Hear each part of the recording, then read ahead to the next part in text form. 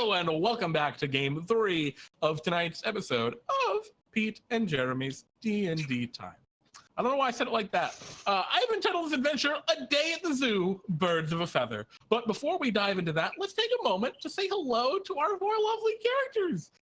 First, we have Diane Rott, or is it Diane Rote? I keep forgetting. It's Diane Rott. Diane, how are you? I'm glorious, doing very well. Glorious person.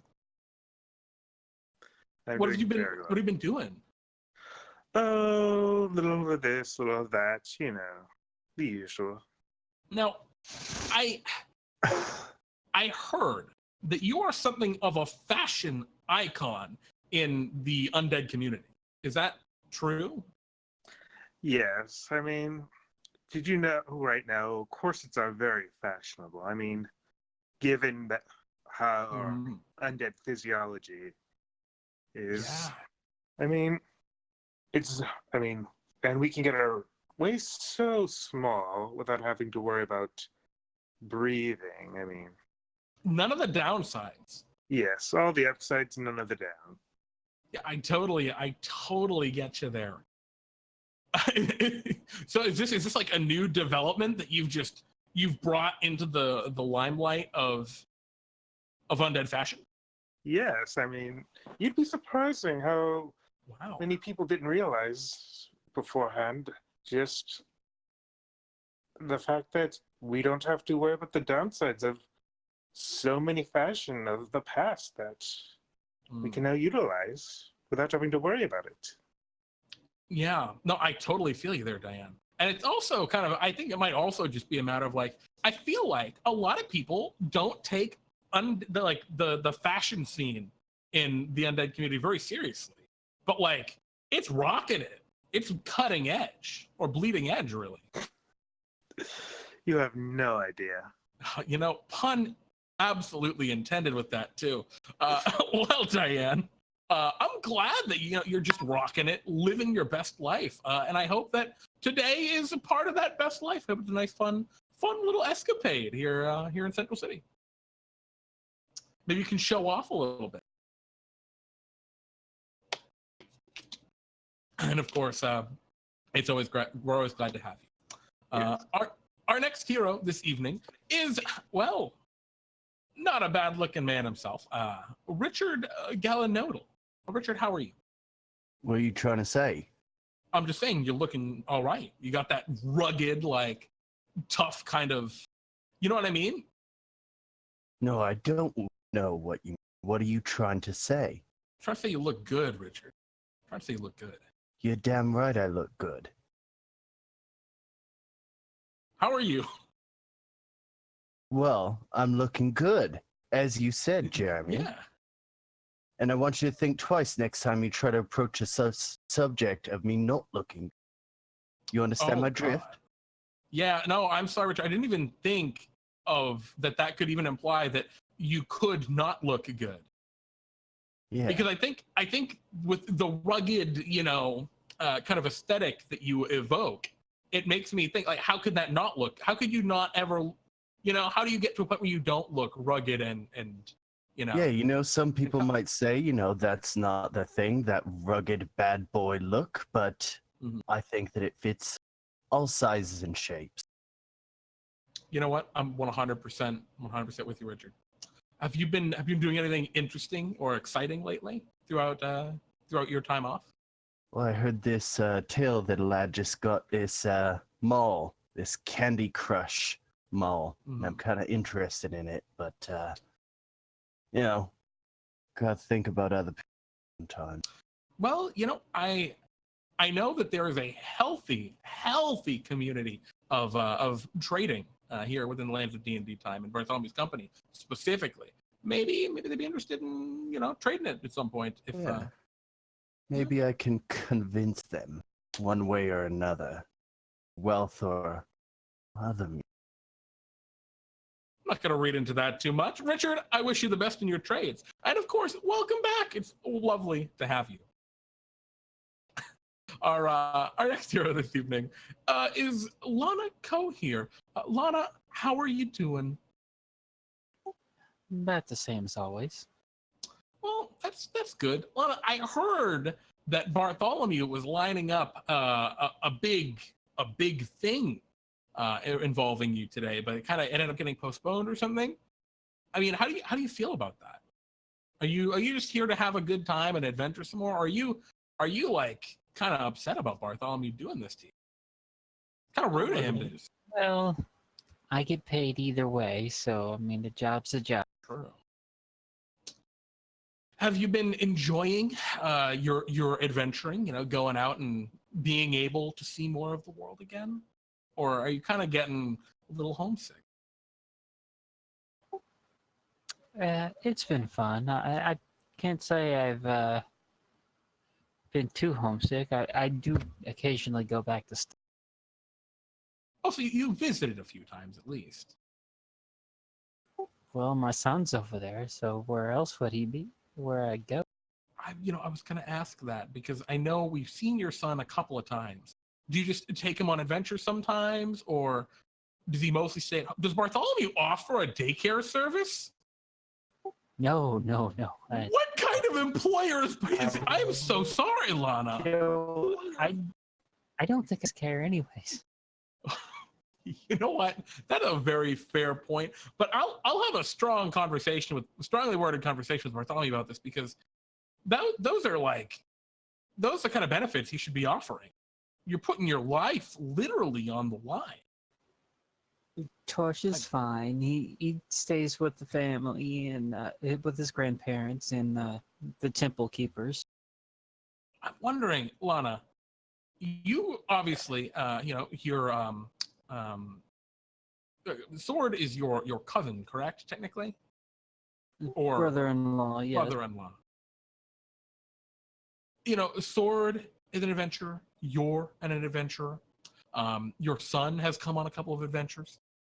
Are your parents also adventurers? Are we ever going to see Mama and Papa Coheir coming out adventuring? I highly doubt it. They're more tied to the. They're kind of tied down. Yeah, they're more like men and women of the cloth. Gotcha. They just have other callings. I gotcha. Well, Lana, I'm glad that we have you here adventuring with us, and I hope that you have a fantastic one today. And last, but certainly not least, our favorite little entrepreneur, Nyere. How are you, Nyere? Fantastic. We've just I'm sorry, Nyere. Yes, right? That is correct. Or, as we say in our native language, koki. So I'm not even gonna. I'll be real, Nyere. I would ruin it if I try. I have dumb human mouth. I can't make good other language sounds. I can't even do human languages very well, as you can tell by just how I'm conversing with you now. I sound pretty stupid, huh? For sure. Nyere, how have you been? Have you made any good deals lately? How's the business? Fantastic. We've launched our new product line. We send you now. We have a special delivery. We'll just send you a big bucket and you just throw your money in it and then you send it back and it's great. People love it. Oh my God. When you think about it, that doesn't sound like something that makes sense when you really think about it, money stresses people out. And so you're just letting people throw their stress away. And I imagine that's why it's doing so well, right? Absolutely. And we also have our special delivery service now. We call it the Queen treatment, right? It's a special delivery service that you can sign up for, where you spend extra money and then we'll send you your stuff even faster than normal. Wow. So you can get Antizon Queen? Yes, you can. Wow, that's incredible. I hear that if you have Antizon Queen, you get free Twitch. Is there some kind of sellout happening right now? And you can use that Twitch Queen to support any of your favorite Witch streamers. Some kind of for free. strange sellout. This is true. This is now. absolutely true. And you Not get sure if one I'm of those every comfortable month. with this. All right. I think he's a paid sponsor. Oh no, we don't have any sponsors. Nyere, we got to change the subject. Nyere, okay. Nyere, Bullshit. scandal. What have you been doing? Any scandals? No scandals as of We're not yet. there yet. Okay. No. Okay. But there will be. There will be scandals. Yes, something that'll involve some kind of maybe a nice restaurant, possibly. Well, I guess we'll just have to see something how that maybe. goes. I don't know. Well, Nyere, welcome back. Of course, it's always great to have you, and I hope you guys have a wonderful adventure together. A lot of you. Who And so- was the founder of Antizon? Was it Jeff Bezos? And so the group of you find yourselves. Oh, that hurts so much. You find yourselves in Central City. Bartholomew has sent you all to the zoo, the Central City Zoo, where you are supposed to help out with an issue they're having with one of their new exhibits.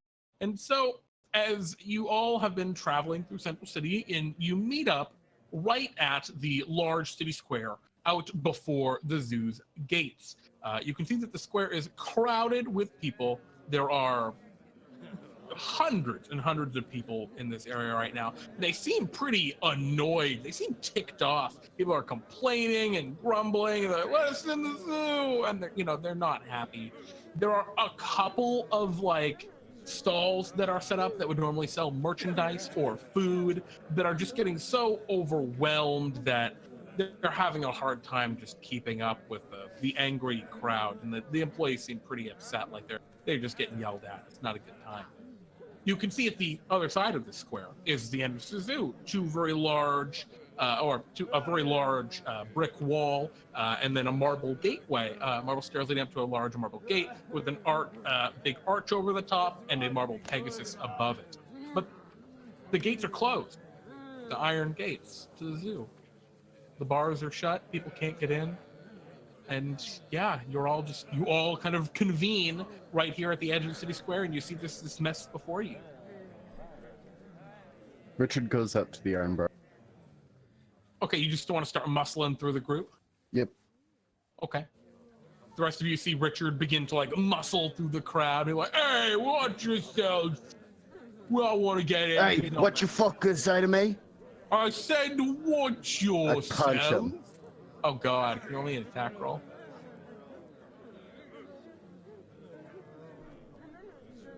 What is your strength modifier? My strength modifier is 3. Okay, yeah, you KO him. Just one punch, bam! He hits the ground like, oh. And the people in the crowd are immediately around you, Richard, kind of spread back. Can you roll me an intimidation check? Yeah. Good at that. Okay, a couple of other of angry people are like, hey, what did you, oh shit, and they look down and the guy's his nose is broken, he's missing a tooth, he's all bleeding on the ground, like, oh shit. And they, go to help the guy up and get him out of there, and they leave you be. As you have just bludgeoned a random man. Clear a path, Bartholomew's adventures come through. People begin to clear a path. The rest of you, you just watch Richard go and just punch out a dude. You gonna just follow and head up to the door or the gates? First, I'm gonna try to persuade everyone to calm down. The crowds. I think. How would you want to go about doing that? Because simple words are not gonna probably convince these guys to calm down. How about I just throw money in the air? I'll let you do it with disadvantage if you want. But you'd be throwing coins in the air and you're falling down and hitting them? Doesn't work. But go ahead. Go ahead and roll disadvantage. You're throwing coins up in the air and And what are you yelling out? So I mean, you climb up there's a fountain in the middle of the square, and it has like an elephant holding a top hat, spitting out water. And you climb up on top of it and start throwing money and yelling, what? Calm down, everyone. Everything will be just fine. As I Help some people with money. Oh, my eyes. They seem to calm down in that they get away from you, and some of the people leave the square. Excellent. Yeah, it works perfectly, just like you wanted. Lana and Diane, either you do want to do anything? I'm just gonna follow the other two. I don't think we can do anything that might help at this point. I mean, I don't see how it can get worse, but one never knows. I suppose we better follow him before he gets into any more trouble. Okay. So a lot of you make your way up to the gates up at the front. And the crowd is giving you guys a fair berth at this point. You threw a bunch of money at them, Nyere, and Richard, you punched a dude out. Yep. Not everyone saw you do that, but enough people are giving you room that other people are giving you room because those other people gave you room. You know, they don't. By the time you get to the front of the crowd, they don't know why they're scared of you, but they are.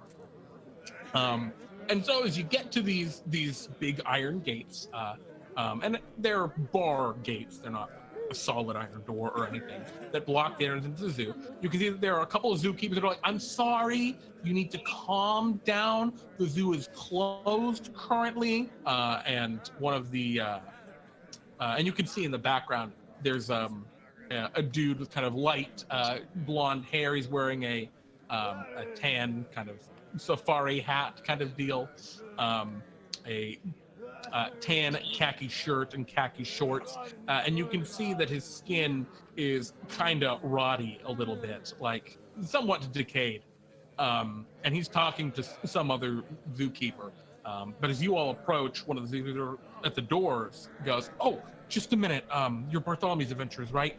And they run, Jack, they're here.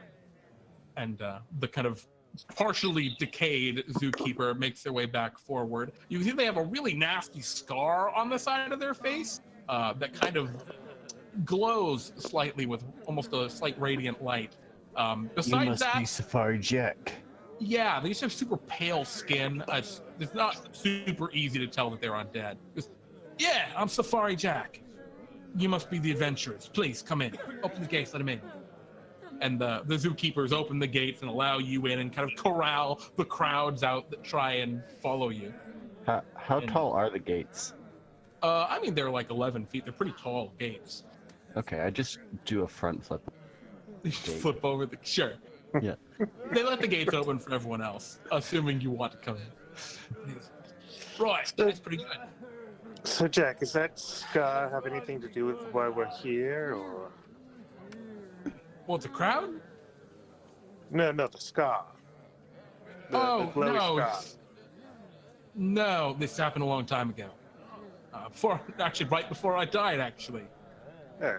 Kind of like looks off in a direction, like reminiscently, and Dandere, he's looking at you, not Diane. He's looking at you, Dandere.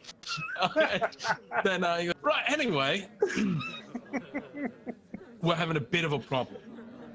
We thought it'd be great to get a new exhibit ever since when the Terrask had its thing, the rock got away, and it's really bad. So we figured more birds would be cool, and lots of little birds would be even better. They're not. Turns out,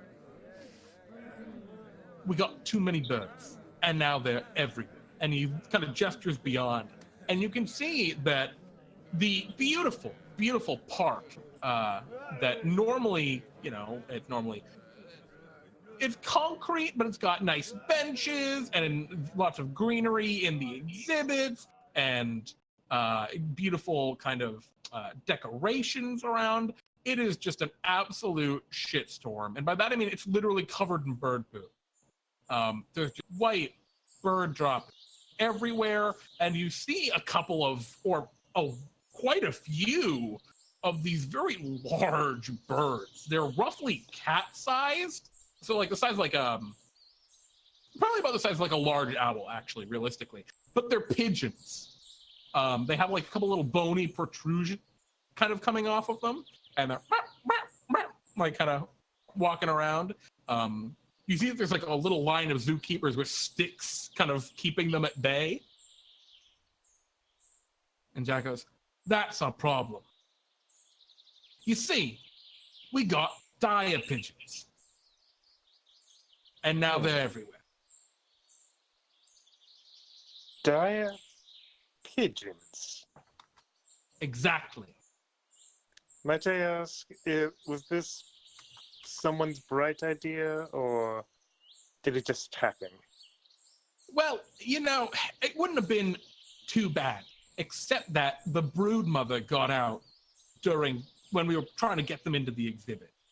We don't know where the brood mother's gone, but now there are pigeons in.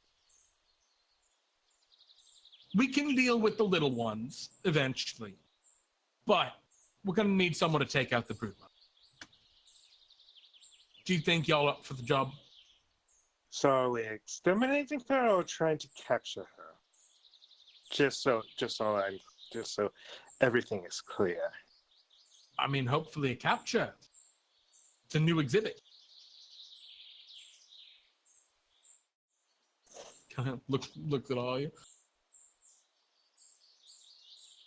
Well, let's get it over with. All right, just be careful, because little buggers can be... Protective of the mother. I was going to say pain in the ass, but...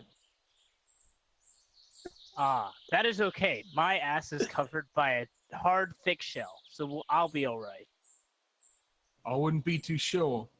So, Richard Galanodel takes the time to pull out a gym bag and opens up the gym bag and turns it upside down, and you just see like 20 daggers, 4 short swords, 2 long swords, 2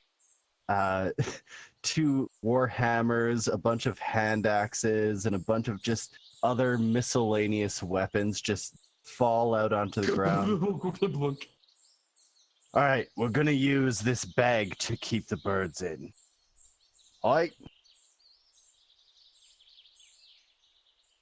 All right. Wait, Are you why telling are we that to far trying to put Jack him in or the the bag? rest And then I take out a boomerang, and I'd like to non-lethal knock a bird out of the air with the boomerang.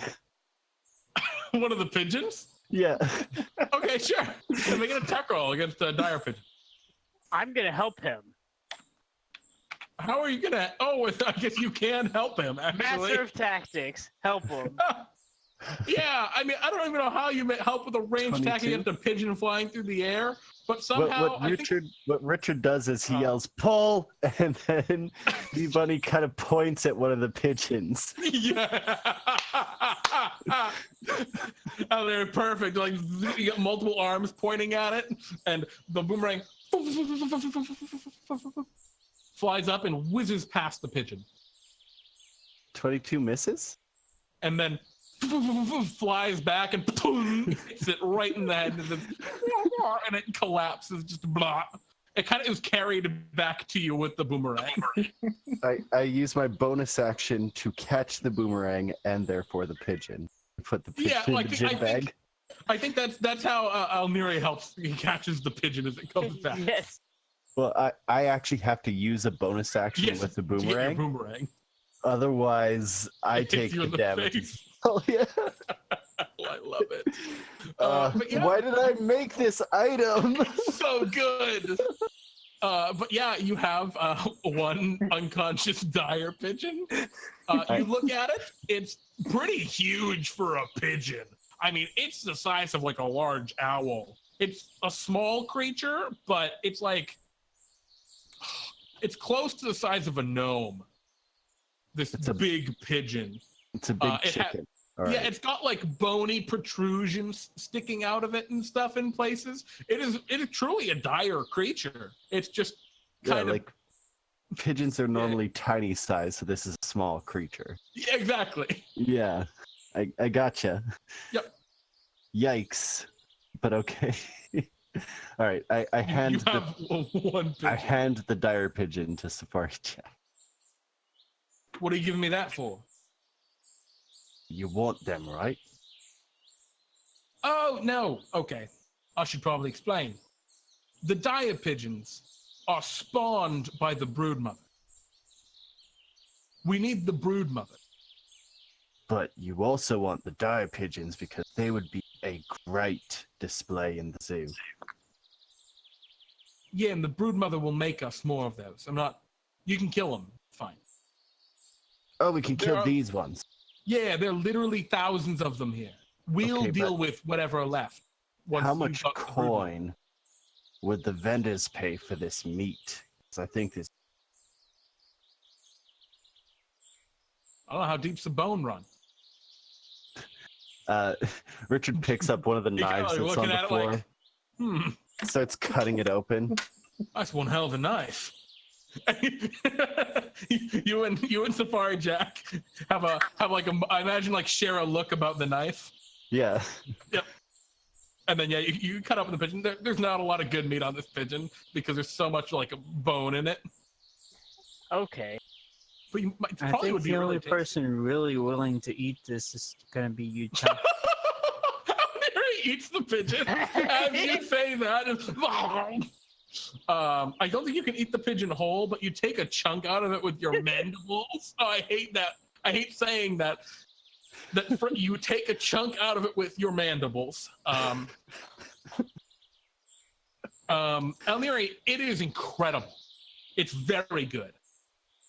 Now, maybe that's just your, insectarian kind of side, but it tastes really good to you. This is pretty good, guys. It's good. Do you know any other people like you who would be interested in this? Because I think you've got a new business opportunity here.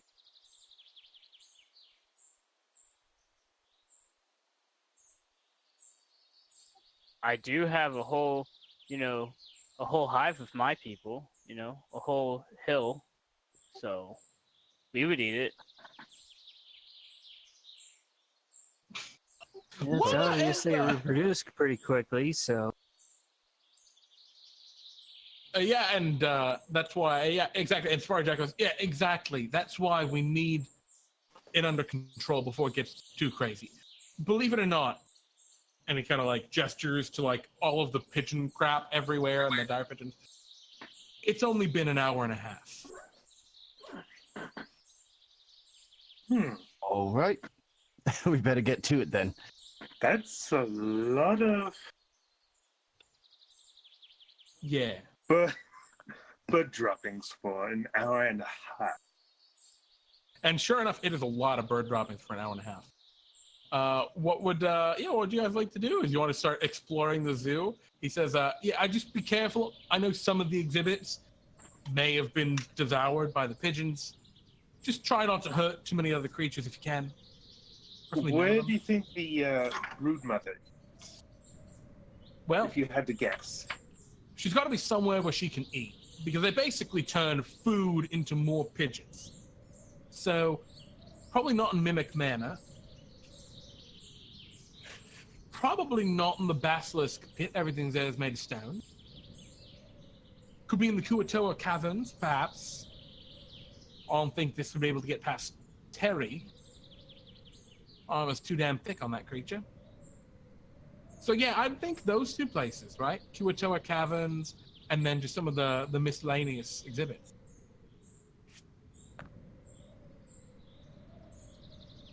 Safari Jack, I think that at some point you need to think about getting rid of the Kuatoa. Well, what about the Kuatoa? They're our best exhibit. They do cause a lot of problems, though, and you can't deny that. Yeah, but they're worth their time. Mostly. Right.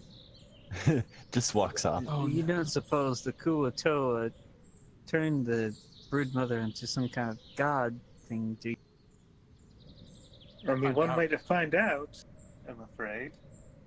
I mean, We- it would we got explain this the in. explosive growth of the pigeon.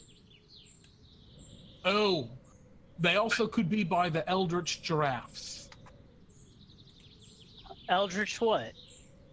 Well, you see, a couple of our exhibits got trashed back when Terry had a little rampage. Terry the Tarrasque. And one of the exhibits we replaced, well, we got some eldritch giraffes that came from the Woad out in the southwest. They're these strange creatures. They have incredibly long necks. I don't know. They're out in the, if you check the Woad, that part. Fairly new. And yeah, he says, well, good luck. And remember, just be careful. They can be ravenous. And he leaves you be. What would you guys like to do as you look around, deciding which direction you'd want to go? We should probably check the giraffes first. They seem less dangerous than the Kuatoa. Yes. Let's head to the giraffes. And I remember there being dinosaurs in the cage with Kuatoa, so they might be diverted. Unless this broodmother is just huge.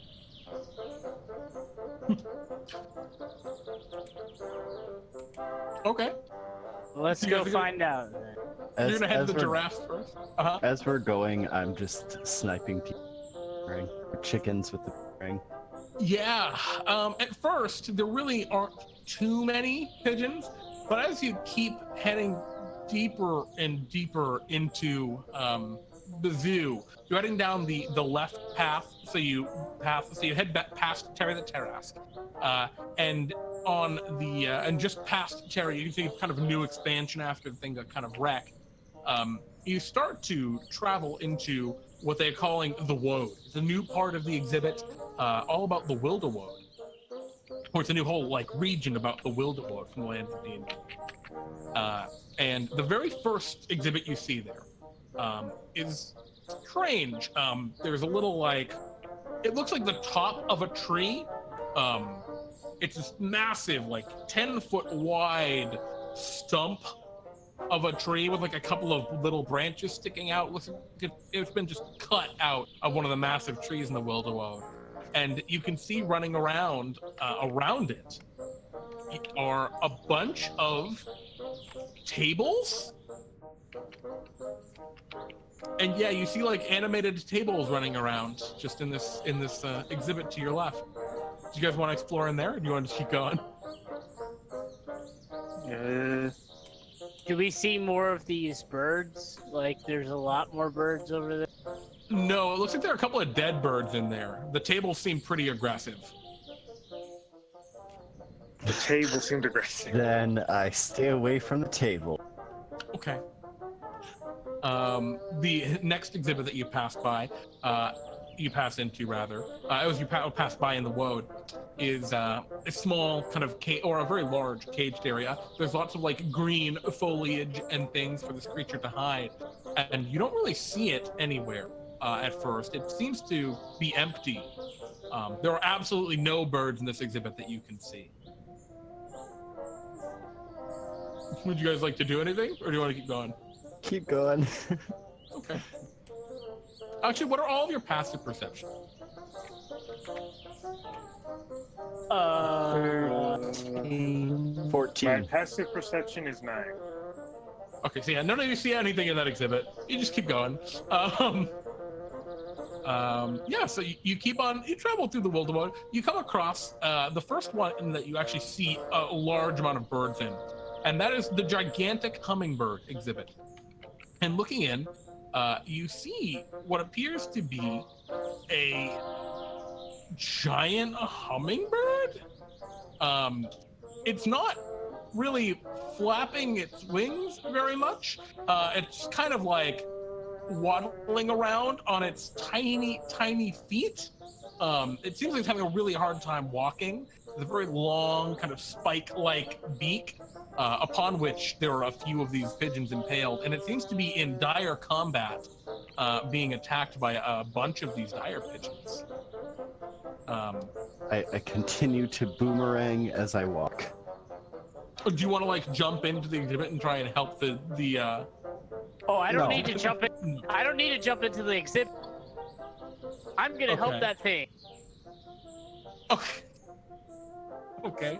I'm gonna help him. Okay, my question, do you want to actually stop at this exhibit and like explore it a little bit, or do you want to just keep going? I'm gonna stop at the exhibit, stand at the gate, and point at the birds and telling the bird where to go and how to feed them. Okay. Sure. You see the giant hummingbird battling the dire pigeons. And you're I'm helping just, him out, Nyere. Yeah. Just pointing, throwing some rocks every so often. And Richard, you're gonna throw your boomerang? Yeah, as I've been doing. Sure. I'm just kind of throwing it on cooldown, for lack of a better word. Yeah. And there are so many dire pigeons around, you can. Lana and Diane, it looks like this hummingbird is definitely going to get overrun by the dire pigeons. Do you care at all?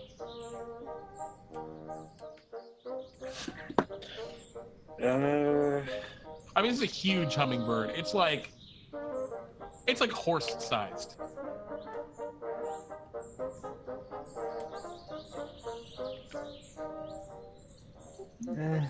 Horse size, it's outnumbered at least 10 to 1. Yeah, it's a lot of pigeons. Yeah. Richard is walking past, just to be clear. Richard just keeps walking. Like, this problem will only get worse if we stop. This is true. I mean, we're paid to deal with the mother, not the little one. Okay. So you keep on walking. As you're kind of walking away, you see the hummingbird kind of collapse and begin to be devoured by the dire pigeons. And yeah, at this point, you start to enter the Baradak. And you can see it's a large, swampy area. There are huge, very large exhibits with lots of creatures around them. And you can see that there are some dinosaurs battling some of the birds that are attacking them. Would you guys like to explore in the Baradak at all? This is a very large, expansive exhibit, so you'd have to like look around if you thought it would be in here. Yeah, we'll check it out. Okay. You guys climb into the Baradak. Up ahead, you can see what looks like an ankylosaurus swinging its big club tail at a swarm of dire pigeons. Gonna give it a wide berth, but keep an eye out. Okay. Can you roll me so you're trying to get around? Like, I'm giving it a wide berth. I'm not like going near the ankylosaurus, because if the mother was over there, like, it would have been dealt with, or like other stuff. I'm just like keep making sure that I'm staying away from it, but still looking in places that the mother could be. Yeah, so you got to get past. Basically, there's like cliffs and things here in the backdrop of the Baradak, and it would probably be up there, you think. I'll start climbing up. Well, you got to get around to it first. Would you guys like to try and sneak past this ankylosaurus? The ankylosaurus is just swinging wildly. It seems like in a frenzy. Oh, I'm gonna try to sneak past. I'm not trying to sneak. I'm just trying to give it space. Okay. Oh, I got a 25. I'm definitely sneaking past this guy. Lana and Diane, what would you two like to do? I would like to sneak, I guess. Okay. Can you roll me a stealth check? Oh, doing good. I guess I'll do the same. Okay. Oof. All right, so you three are trying to sneak around, and it definitely sees you, and it's just in a frenzy, kicking around and swinging its tail. And Richard, you're right there, just trying to like Jurassic Park, like tamer this thing, you know, keep it calm. Yep. Can you roll me an animal handling check? And I don't think you have disadvantage because they didn't roll too terribly. Oh, as a group, they did pretty well. So you're like trying to keep it calm as you're making your way around it, and it's like flipping out and swinging its tail around, and it doesn't attack you. It doesn't charge at you, and you guys are able to get around it without any real difficulty.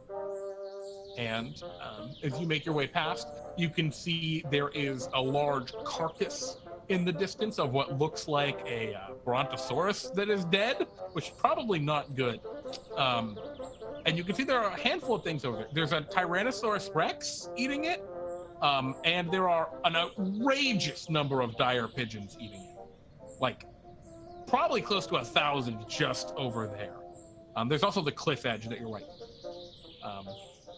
Which one would you like to explore, if any? No thank you to the T-Rex and the 1,000 dire He pigeons. seems pretty distracted, hopefully.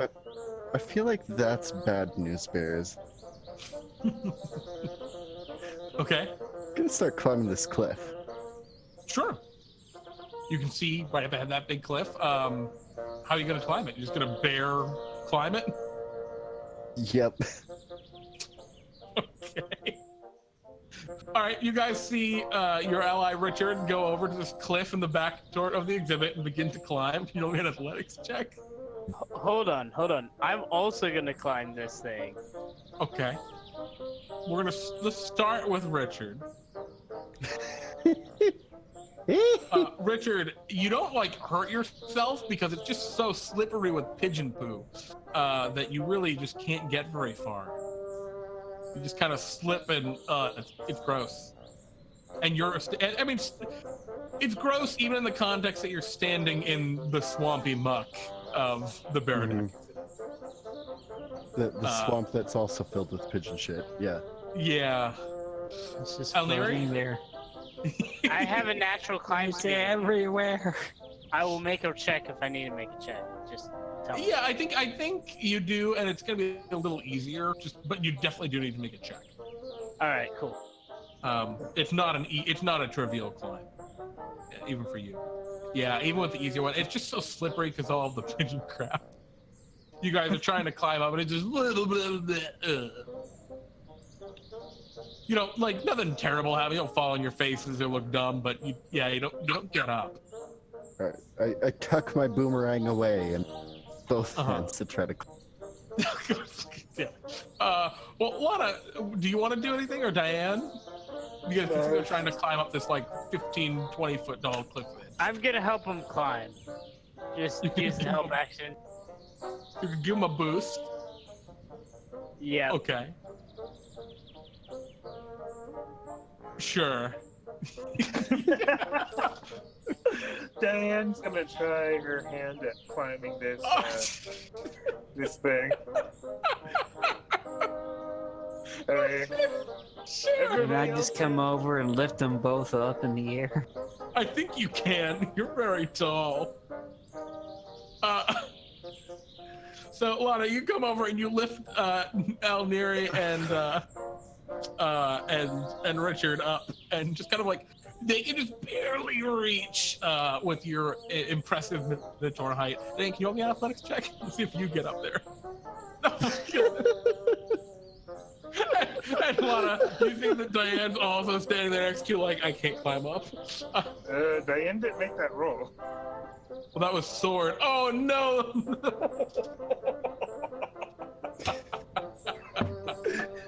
Sword. Lana, as you go to lift them up, you place them on the top, and Richard, you're like, ugh. You've like you got two arms over the side, and you're like ready to pull yourself up. And Nyere, you're very similar, and you start to climb up. And Nyere, your hand grabs onto what you think is a rock, but then the rock goes, and it's a pigeon, and you fall. And Richard, as you see that, you're like, and you're like, you think you're good, but then you just feel yourself, the whole part of you sliding, because there's just so much pigeon crap up at the top, and despite your best effort, you slide back down. This is our life. Rest of the episode.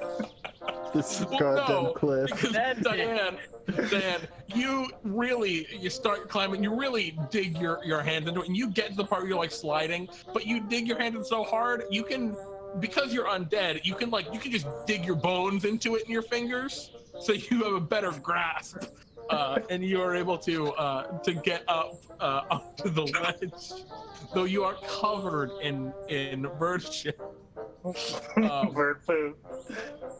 And yeah, as you get up there, you can see there are about 6 dire pigeons up there, and the 6 dire pigeons turn and look at you immediately, like all of their heads just on a swivel, just trying to look at you.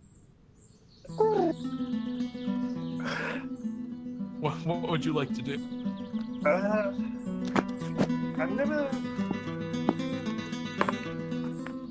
I'm gonna run. What am I about to say this either? I'm going to, considering that I currently covered in pigeon droppings, bird droppings, which are white, I'm going to just start rubbing the droppings into my skin. I mean, I don't have to worry about poisons because I'm dead. Why are you doing this again? What's your goal here? Becoming one with the birds. Oh, I see. You're trying to mask yourself so the pigeons don't bother you. Yes, exactly. Oh, I get it. I love this strategy. Ooh. What kind of check is this? Disguise kit? No. I could think it being like deception or nature or just Survival? survival, performance. Take your pick. No, I think I'm gonna go with performance. You're just you're so used to, like, you know how to really rub that makeup in. Yeah. Exactly. So you're just like really, getting into it, going through your routine, and the pigeons like cock their heads confused. Go ahead and roll that performance check. That's it. And one of them goes to like hop forward and look at you and like it eyes you like, are you food? And kind of makes a pigeon sound and I'm sorry, and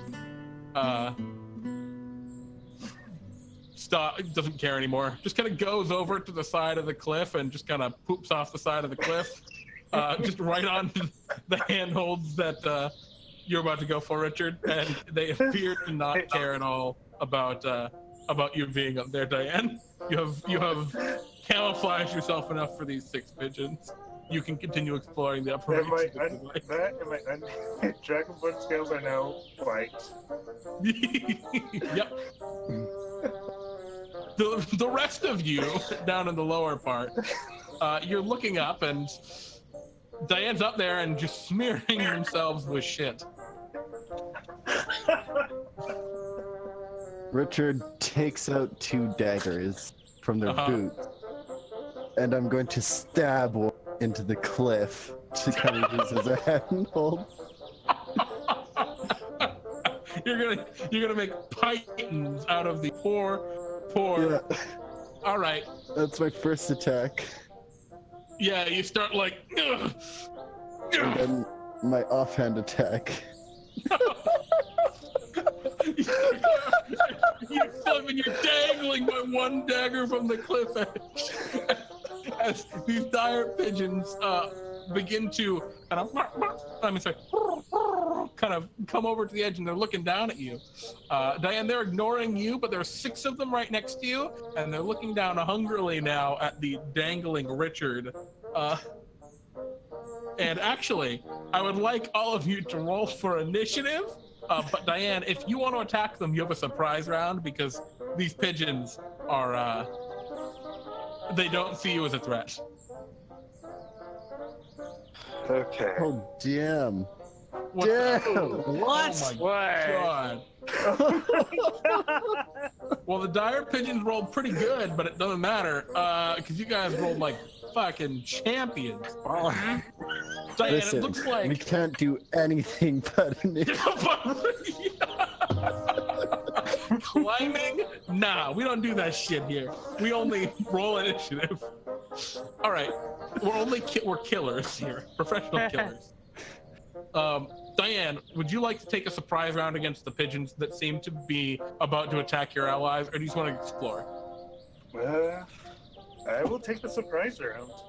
All right, go ahead and take an action. All right, I'm going to throw an ice knife at the pigeons.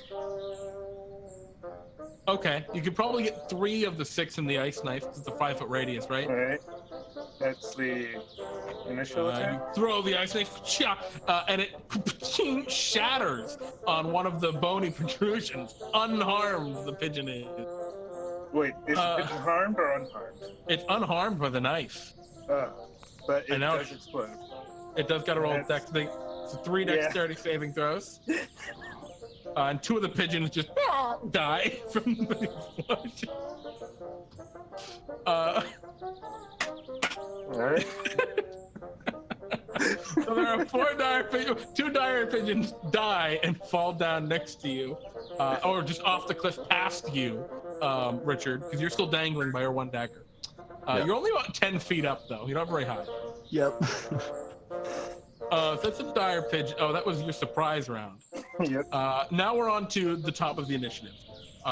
So I'm gonna say, by You dexterity. just want to roll initiative again and just. No, Yeah. Who goes it's all first? good. Who would you guys I would like to to go first. I would like to go first because I can help Sword out. So I would like to go first to help Sword, unless Sure. he's.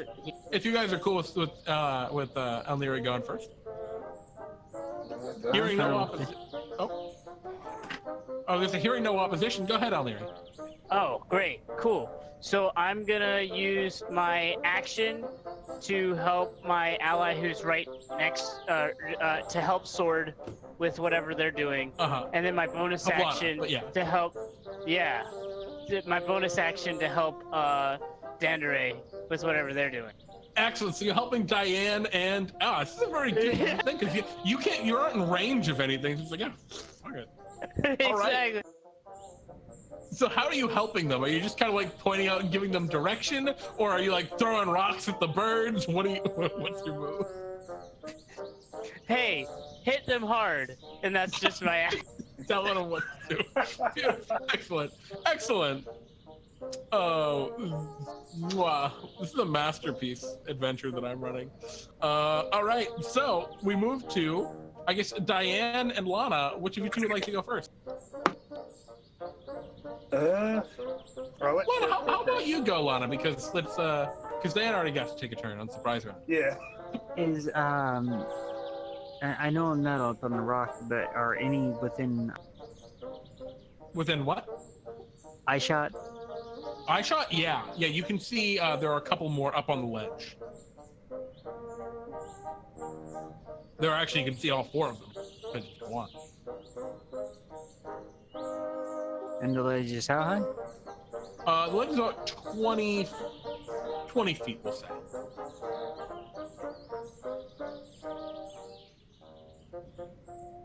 So with your 7 feet, they're about 13 or 14 feet from you.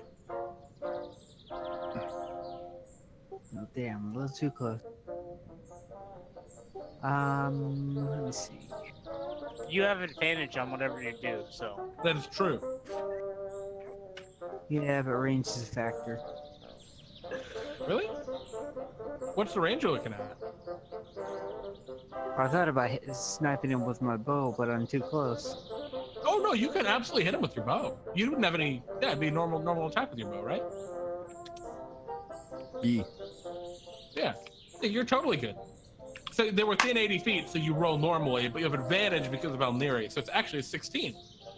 Yeah, absolutely. Yeah, you pluck a dire pigeon. You murder a dire pigeon. You shoot it through the neck with your bow, and it collapses. Can you actually roll me a D100 sword? If you kill this dire pigeon. 65. All right, so you just kill the dire pigeon. The arrow doesn't become a convenient handhold for your allies, but the pigeon is dead. Is there anything else you'd like to do? I'm gonna save my rage. Okay. That is the dire. Oh, I'm sorry. That was your turn. Now we're on to Diane. What would you like to do? I'll try to ice knife another pigeon. Just whip another. There are 3 pigeons left. All right. You will hit that pigeon with an ice knife. All right. There's It that. dies. Are there any pigeons near it? Let's see. There's at least Anyone one get- other. Yeah, there's Right. one other. All right. Oh. Is your DC actually 12? Yes. Okay. The pigeon succeeds, and still dies. There's 1 pigeon remaining. No, it takes no damage because it dodged. I thought Ice Knife did half damage. No. Really? Yeah, it's Oh wow, that's rare. it's For one. those Yeah, it's a level 1 spell, but it does not. But yeah. the secondary damage you can completely avoid. Wow. Yeah, you're absolutely right. I guess that's why it's what it is. Pretty good spell. All right, Yeah. cool. So yeah, you nail him. And you kill one. The other pigeon remains barely. Richard, it's your move. You're dangling from your knife. Would you like to climb all the rest of the way up, or Yeah. somehow attack the pigeons? Climb the rest of the way up. Okay, so I'm going to tell you. You can either roll me an athletics check, right? And it takes your action. Or you can roll me an athletics check with disadvantage, and it's your movement. Why do you do this? Because I'm an asshole, Switch. Well, now I know. Now I have that on recording. Someone clip it. Someone clip it on Twitch. No! Disadvantage. It's my movement. I respect it. I got and it. It's worth it. So you get up, right, and as you're scrambling up, and you start to slip and fall, and you're like, no, and your knife still lodged beneath your foot. You put a foot down and kick up, and you jump up onto the top part of the ledge, and the knife kind of flicks up with you behind you, and you catch it with your other hand. It's real cool. There's 2 pigeons in front of you. They look hungry and dumb. I draw my great sword. Okay. You swing the great sword? Yeah, you'll hit it. Who's this Usagi character? You annihilate one of the pigeons. All right, and then I'm going to.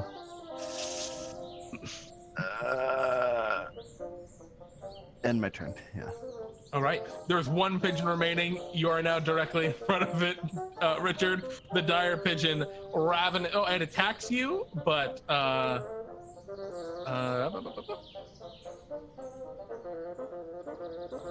okay, so it attacks you. Yeah, it does.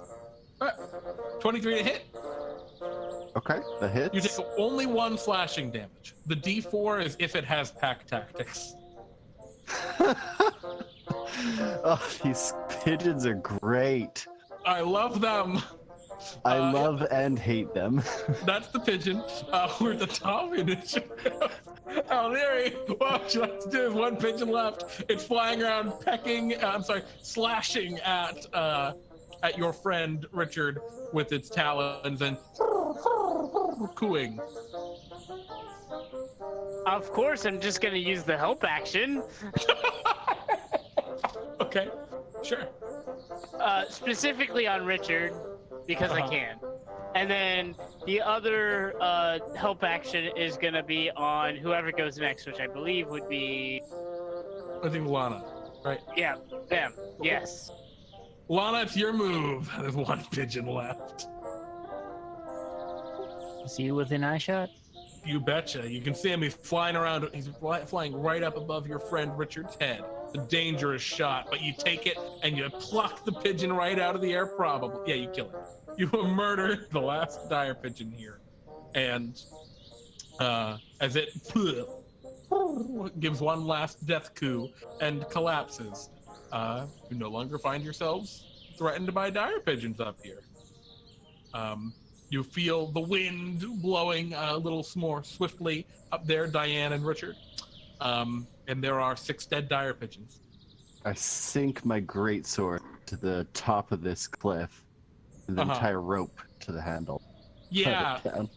You can see that, like, up at this top part, the cliff itself appears to be made of, like it's got a stone outer area to it, but it's got, like, wood scaffolding behind it that's holding up the stone face. So you're able to just do that because you just sink your sword into the wood. Okay. Yeah, I let down a rope so that my allies can climb up. And while up here, since we're at an elevated area, we should be able to like around the zoo better. Yeah, a lot better. Yeah, but so everyone climbs up. Would y'all like to roll me some perception checks? You're looking around the zoo like, Sure. Can you help with perception checks with tactical mind stuff? I hope so. Yeah, I think it's just because it's just perception, just looking around. I think it's just everybody rolls it, and I'll take that one. I'll take the best. Richard, if you're like, you look around, you're like, Oh, you can see that not far away on the furthest northeast corner of the zoo, there appears to be a massive grouping of these hundreds, thousands of these pigeons, all in the food court. And of course, yeah,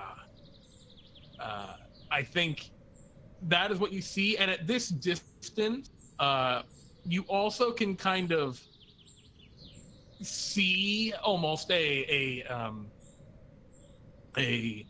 darkness, right, in one of the buildings in the far distance, in one of the stalls, where it's like, that's Richard, where that dire pigeon's at. Richard reaches for the family spyglass, the Galanodel spyglass, pulls it out, shink, telescopes it, and kind of like points the spyglass. It like turns to try to get a clear view into this dark. Yeah, as you look past, you can see what looks like a gargantuan pigeon. Its size category is probably large, to give an idea of how big it is. And it just looks like a huge pigeon, at least at first. And then you see more. As from its feathers, you see more of these little dire pigeons are just kind of almost growing out of it. Ugh. They're like, it's like budding pigeons. And it's just kind of sitting there. Currently, it's kind of plopped down. It's got its beak open, and other dire pigeons are flying over to it and depositing food into its beak. The spyglass lowers, and we get a, my God. And I pass the spyglass off to one of the others. Start heading. Yeah, you all take turns watching. Be like, oh no! Yes, exactly. Yeah. But what would you guys like to do? Head off. I'm on my way. Okay. So you climb back down. You forget, not really caring to look anymore up here. Now that you've gotten your view. Mm-hmm. You're right near Kuatoa Caverns if you want to stop in Kuatoa Caverns. Heck off. So... Okay, so you guys ignore Kuatoa Caverns. And I would like you guys, all, the lot of you, to roll me Oh, what's the check for this? Diane, I think you're all right because you're covered in bird droppings. You don't have to roll this. But I think everyone else, I need you to roll me a Constitution ability check. And I think, yeah, it's just a Constitution ability check. Uh-oh.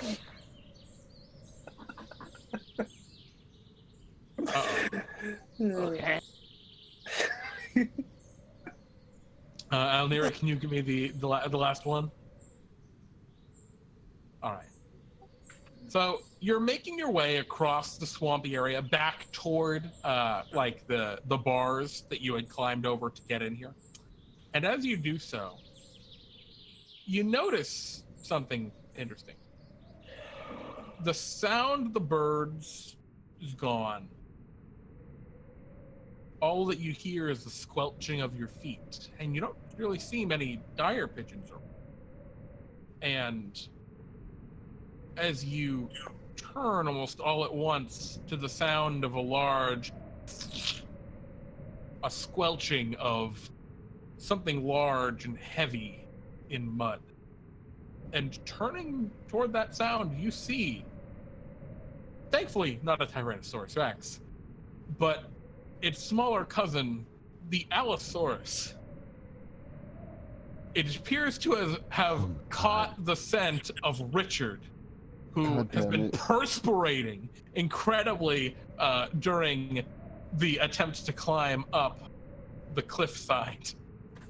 And this Allosaurus... I put both my hands out, one in front of my face, one behind me, start to crouch, staring directly at it. It kind of postures a little bit, moving. It's got tiny little arms. It's basically a tiny T-Rex. And then it roars at you and begins to charge. I'd like you all to roll for initiative. Everyone else, go! I got this. At the start of the initiative, you guys are probably about 70 feet from the cliff or from the bars of the Baradak, and you're pretty far. I'm sorry, you're only about 30 or 40 feet from the Allosaurus. All right. So Richard got a 15. Mm-hmm. And then we have Diane at 14, sword down there, and Nyere. Why do I keep saying it wrong every time? That's the Ankylosaurus I was about to roll before. I wanted to roll the Allosaurus. I got 11. All right. So first in the initiative, Richard, this Allosaurus roars and kicks its feet and begins to like charge at you. What would you like to do? I do a Chris Pratt, and I summon my inner actor charisma. And I use Fighting Spirit as a bonus action to give myself 5 temporary hit points and advantage on all of my attacks, my weapon attacks this turn. And I'm going to take out my maul and hit him with you a just 13. charge directly at the Allosaurus. You'll connect with a 13, actually. Exactly what you needed. You swing it in the leg of this creature. 15 damage. Woo! And then action surging to hit him again with advantage. There was a crack of bone, and the creature like roars. 21. Oh yeah, you'll hit him. For 13 more damage, for a total of 28. You hit it, and you slam into its leg, and it kind of like buckles and almost falls. Pretty hurt by those 2 monstrous hits. There's some loud cracking of what's certainly bone. Listen, Oh, damn. I've been trained in the way of the samurai, with the great weapon style of fighting. You stand no chance. All right, the Allosaurus turn- is taken aback. I turn back to my allies and say, "Go! If any Diane, more what of would you these like to dire chickens spawn, we're doomed." do? Diane, what would you like to do? You're 70 feet from the wall and 30 feet from your ally and the Allosaurus. All right. I'm gonna use my action to drop a sleet storm on top of Richard and the Allosaurus. Oh my goodness. And then, Okay. Sure. And then use my movement to, well, essentially head towards the wall, I guess. So you strike a pose and it begins to just solely heavily. Okay. Sure. Cool. I dig it. Heavily obscured. What that means effectively blind. Okay. So, Richard, you're kind of blind. So is the Allosaurus. Yep. Interesting. The Allosaurus is gonna go. It's difficult terrain, Since Yeah. both of us are and it has to make a blind, dexterity save. So no advantage or disadvantage. Yeah, It's it just pretty much cancels. Oh, it's got like a dex Yeah. save at the start of its turn. Yes, at the start of its turn. Or fall prone. Oh, well, doesn't it just stand right up immediately? yeah, Well, I guess Yeah. actually this is still relevant because it's Well, it falls prone. So, It doesn't fall prone. It doesn't fall prone. it's a good thing I rolled it there and not on the attack. And then Yeah. it's going to it's gonna try and bite you, Richard. Oh, misses. get out of here. Nom, nom, nom, nom. And actually, that's super relevant because as you cast down the sleet storm, and this one still tries to bite at you, Richard, and you're able to duck out of the way, maybe intentionally, maybe not so intentionally, because of the sleet. You guys see the second Allosaurus that was waiting in the wings to ambush, comes around toward the sleet storm, sees the sleet storm, and then turns toward you all and gives chase. Okay. So it moves. How far? 60 feet. So it rushes directly forward toward you, Diane. I guess because you're still the furthest back. You didn't run up toward the cliff, right? Or toward the bars? Yeah, that's actually where I was headed. So Oh, you were heading toward the bars. yeah, So that's who hasn't gone yet? It's Lana I and haven't gone Albéniz. yet. All right, let's roll the D2 and see which one he goes for. Lana, the Allosaurus jumps and tries to bite at you, Lana. It rolls an 8. All right. Completely misses. So it leaps up, it like pounces toward you like a giant velociraptor. And that's the end of its turn. Sword, it's your move. Or Lana, your move. There's a giant Allosaurus next to you. What would you like to do? I sidestep his attack and then, Uh-huh. unimpressed, I show him how it's done by bursting to a rage and Fight. hitting him with my axe. All right, you hit it with your great axe. Jesus. These Allosaurus are not doing as well as I wanted them to. Okay, yeah, you swing your great axe and cleave into him, and you hit it pretty hard. Is there anything else you'd like to do, Lana? You hit him really hard, actually. Your great axe kind of sinks into the calf of this dinosaur, which lets out a like, oh, kind of bellow. I can't make the sound very well. Yeah, I'll pull my axe out and just kind of walk off like nothing happened towards the. Are you gonna use your movement? It would take an attack of opportunity against you if you do. Of course. Oh, you, You're And raging. then I'll stay put. You're raging, so you could take it. it's up to you.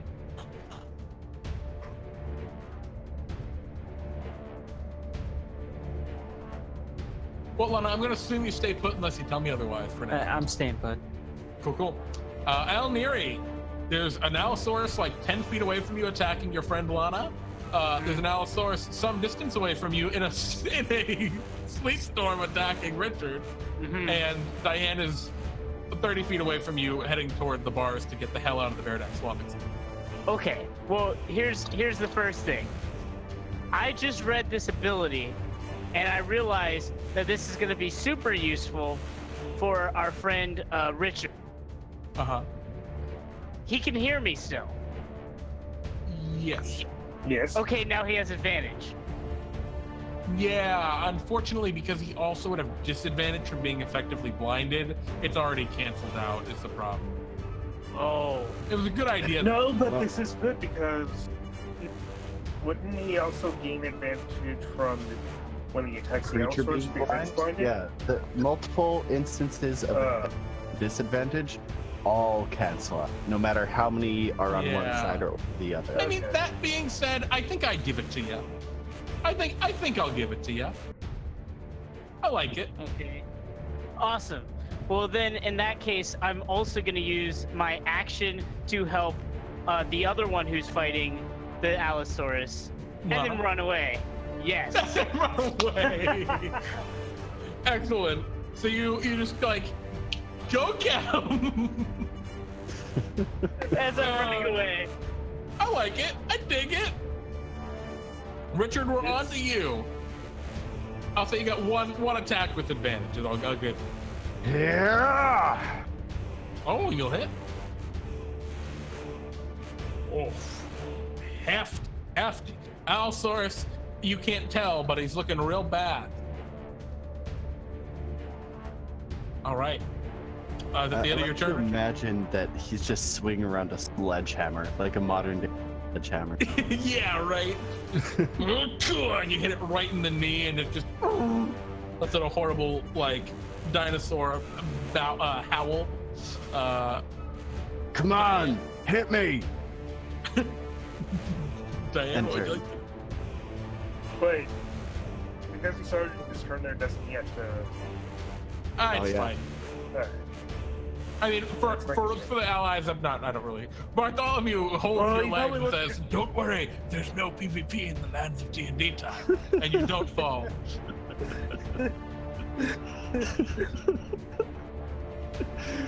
And even if he did, he probably wasn't going to go anywhere. So It's magical. This feeling that you have, Richard.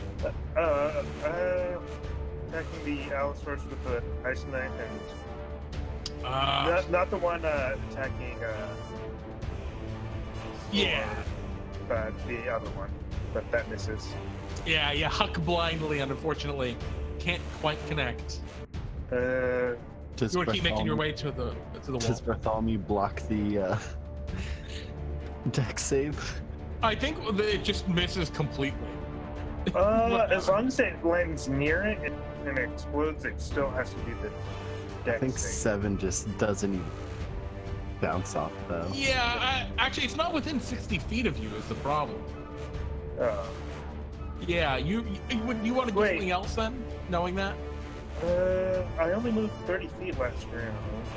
Oh, so I guess it would be exactly 60 feet, huh? Yeah. Yeah. Here's how I'm gonna rule this, right? Because you're attacking creature that you can't see. No, I can only move 25 feet per round, so. Yeah, Okay. either way. it was Right, because still you're a within- little shambly. I forget about this. You're attacking a creature that you can't see within the. No, fog. no, I'm not attacking the one within the sleep storm. I'm attacking the other one. The Oh. one that- Oh, okay. I think that was further back. No, it's closer actually. Cool. That's no problem. Go ahead and make your. So you go to 7. Just gotta roll a dex save. Yeah. And it's a large creature, so you could have thrown it in a way that wouldn't hit your ally. Alright. But he rolls good.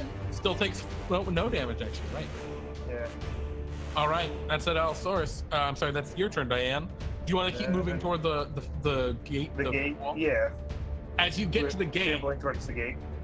there are okay, so you're getting close to the gate. You see that there are 2 dire pigeons upon it, looking down hungrily toward you. So they're 50 out of 70 and wait, are they? Huh? Because they're covered in bird shit still.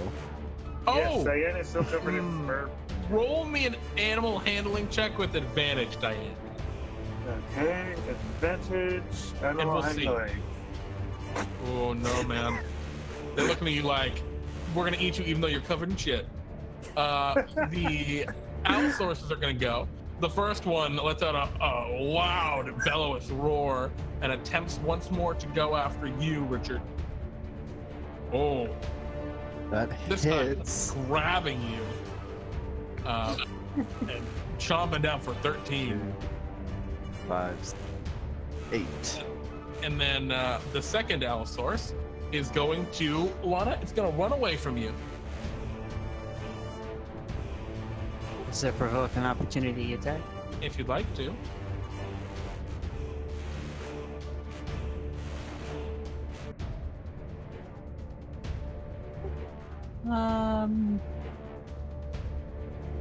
You know, if it's running away, I'll let it.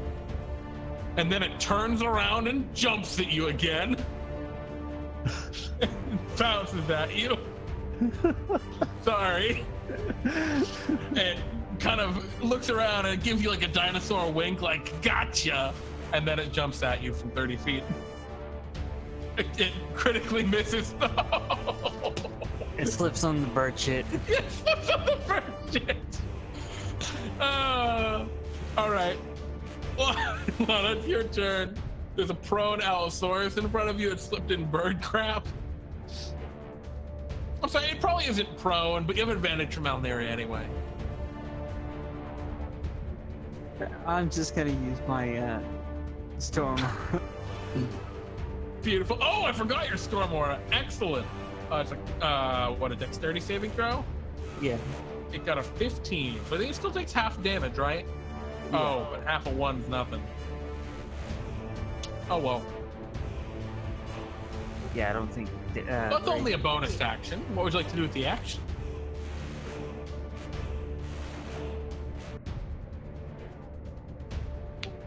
I think I'm going to get on top of the Allosaurus, Uh-huh. throw my Okay. axe between its teeth like a chomping bit, Uh-huh. and like order it around to go after a Roll me and either animal handling, intimidation, or athletics check. It's all just how you're trying to do this.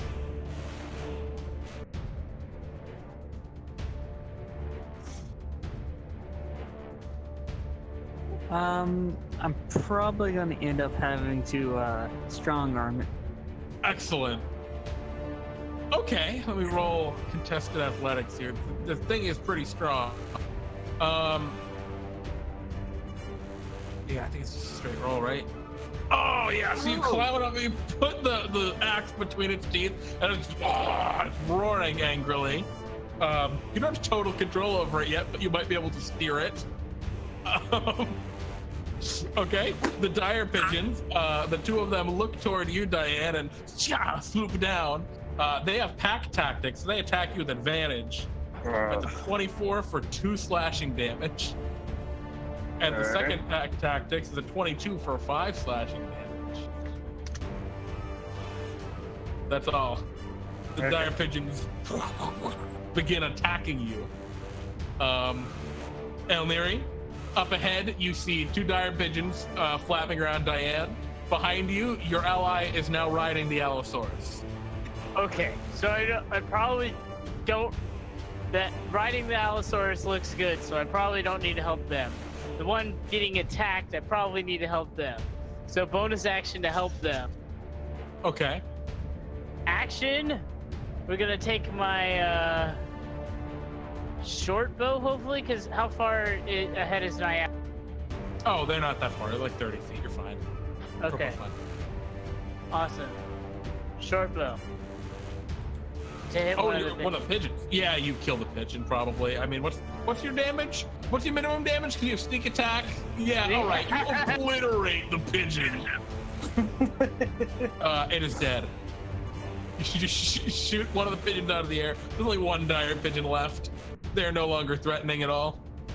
Right, and now my ally who is fighting the pigeon has advantage, so I'm gonna be good. All right. Yep. Oh, I thought you were helping. Okay, so you helped Diane, not Richard. Right, Richard looks like they're in the positive right now. So Well, Richard's in the sleep storm still. But actually, Right. speaking of the sleep storm, can we roll a concentration check on the sleep storm? Oh, yes, we can. You got hit twice, so actually I need 2 checks. So 2 constitution checks. Yes, One. please. Oh, my bad. I think you're good. We live in sleep storm. Yeah. Oh, good. Yeah. All right, yeah, you keep your sleep storm. Yeah. Richard? The Allosaurus, you can tell, is on its last leg. I didn't get the help action, so I'm gonna pop another fighting spirit for advantage once again. Go for it. All right. I get another 5 temporary hit points. It's worth it because you already lost the other ones. You hit with that maul, and with a resounding crack, you feel the last couple times you've hit, there's been like a stiff resistance. This time the resistance gives. There's an awful snap, a spurt of blood, and you hear a thunk as the creature falls on its now broken in leg, and it just it's got a horrible yell. As that Allosaurus is toasted. All right. Would you like to start heading back, Richard? We forgot to do this though. As after I do that, I start like turning to go head back, and then whoop, What? boom. What happened? You get a bloody nose. Step out of the sleep storm, blood dripping down your face. It looks real badass, but it wasn't. I don't know, I think it was still pretty cool. All right. All right, so that's that. Diane, what would you like to do? There's one dire pigeon attacking you. It doesn't seem very threatening now that the other one's dead. Okay. So, can I end the sleep storm as a bonus action? You can just end it for free. Oh, then I'm going to do that. All right. Since the outsourced infinity is taken care of, and I'm going to attack the dire pigeon that is attacking me. Okay. And this with attack advantage. Yes, that's what I was making sure. With advantage, so It coos at you viciously. I hit. You hit him. You obliterate this dire pigeon, which explodes in a cloud of feathers. And A cloud of feathers and dead. ice. Oh, yep, and ice. I would roll to save, but it's dead, so it extra So fails. you can't really avoid it. Yeah, it shatters as it hits the ground. More than just being dead, it also is just in shards. Yeah. Just do a The first else- pigeon. Meatsicle. Well, Richard, you walk over, and as now there's a dead Allosaurus. You're smeared with Allosaurus blood. Lana, you're on top of this Allosaurus. It kind of like looks toward you, and then its eyes go up toward Lana, and then its eyes go down toward its broken leg, or its like axe cut leg, and it just kind of growls and doesn't resist you, Lana. It seems maybe it's smart enough to maybe not fight you. And yeah, you have an Allosaurus you're riding on now. What would you like to do? It's my turn. I think we're out of initiative. Oh, okay. Do we just smash cut to like the fence being obliterated as the Allosaurus rams it down? Yes, that would be perfect. Yeah, that's a smash cut. You guys smash out of the Baradak exhibit riding on an Allosaurus. Are you all on it, or are some of you on the ground? Diane is riding on the Allosaurus. So Diane walked back to climb up on the Allosaurus. Who wouldn't? Richard, are you on the Allosaurus as well? No, Richard's running behind the Allosaurus. Richard, you're a lot slower than the Allosaurus. Yep. Beautiful. I mean, it would have been pretty cramped with you up on there. Yep. I'm gonna be running alongside the Allosaurus because I have the bonus action to dash, so I'm. Jason, yeah. So Richard's like perspirate, very, very tired. And yeah, you make your way over to the. Before we continue too far, I need to take a deep breath while running. Take a deep breath. You're feeling good. And as you, second wind. I guess I'll toss this thing a healing potion. You feed the Allosaurus a healing potion? I feel bad for it. I did just ram it through the gate with a bum leg. That is true. All right, can you roll that healing potion? It was 2d4. Oh, did I miss it? Yeah, it's 2d4 plus 2. 7. So 7. 7 points. Awesome. That's actually really nice for him. All right. The Allosaurus is confused, but like, all right, I guess this is how it's gonna go. And yeah, up ahead, you can see you are coming upon the concessions area. There are hundreds of Allosauruses.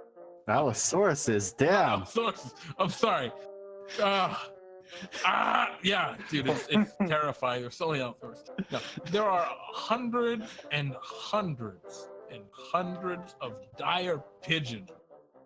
They are all just kind of swarming around. Many of them are bringing food to and from the elder pigeon. And what would you guys like to do as you see before you just a vast swath of dire pigeons and the elder pigeon? I dive in. Oh, Jesus Christ. I can't help but wonder if these things like would actually eat the yak jerky. I dive in and I start spinning a long sword that was passed down to me from Shiny Button, my tutor. Okay. You begin to attack dire pigeons. Jesus Christ. So you can see, I just want to just put the plot perspective for you guys. You see the dire pigeon broodmother. Again, it just looks like a giant fat pigeon. On the other side of this concessions area, maybe 150 feet away, between you and that is just non-stop dire pigeons. And you have simply opted to charge in and attack it. Richard has, yes. Okay. Not me. I don't know what anyone else is doing. Well, Richard going balls deep. I need everyone to roll for initiative because now we're in a dangerous situation again.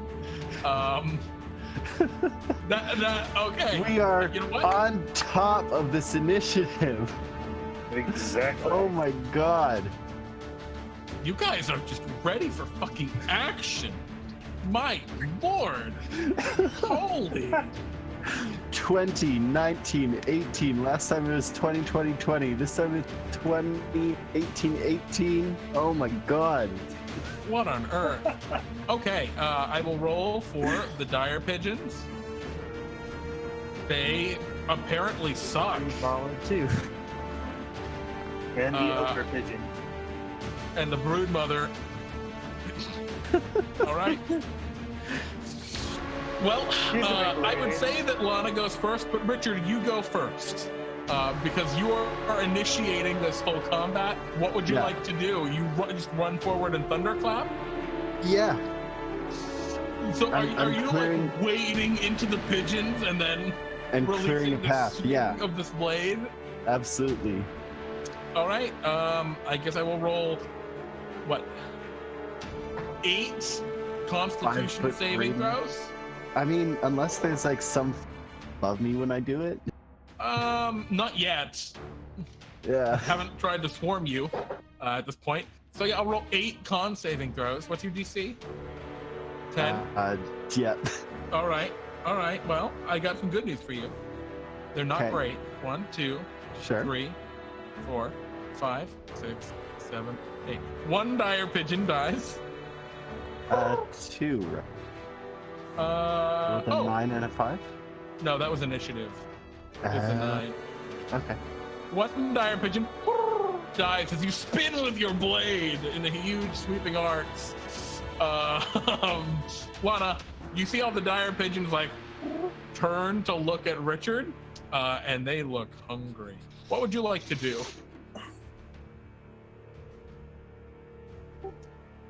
I'll direct the Allosaurus to just stampede through them. Oh my god! Oh goodness. Where are you headed? Just directly toward the Directly towards the predator. All right, so that's you get 60 feet of the 100. Actually, if you want to just go full speed with the Allosaurus. Oh. Yeah, I mean, you could just charge. This thing is just 120 going to feet. just plow through and crush everything in its way. All right, so he charges forward. You're within, well, you're now 30 feet away from the dire pigeon broodmother. Begins freaking out as this Allosaurus roars and charges forward. Everyone else has moved forward except for Nyere, who's back. Still safe. But Diane, you're being pushed up, and Lana, you're being pushed up. I want you, Lana, to roll me. It moved 120 feet. So,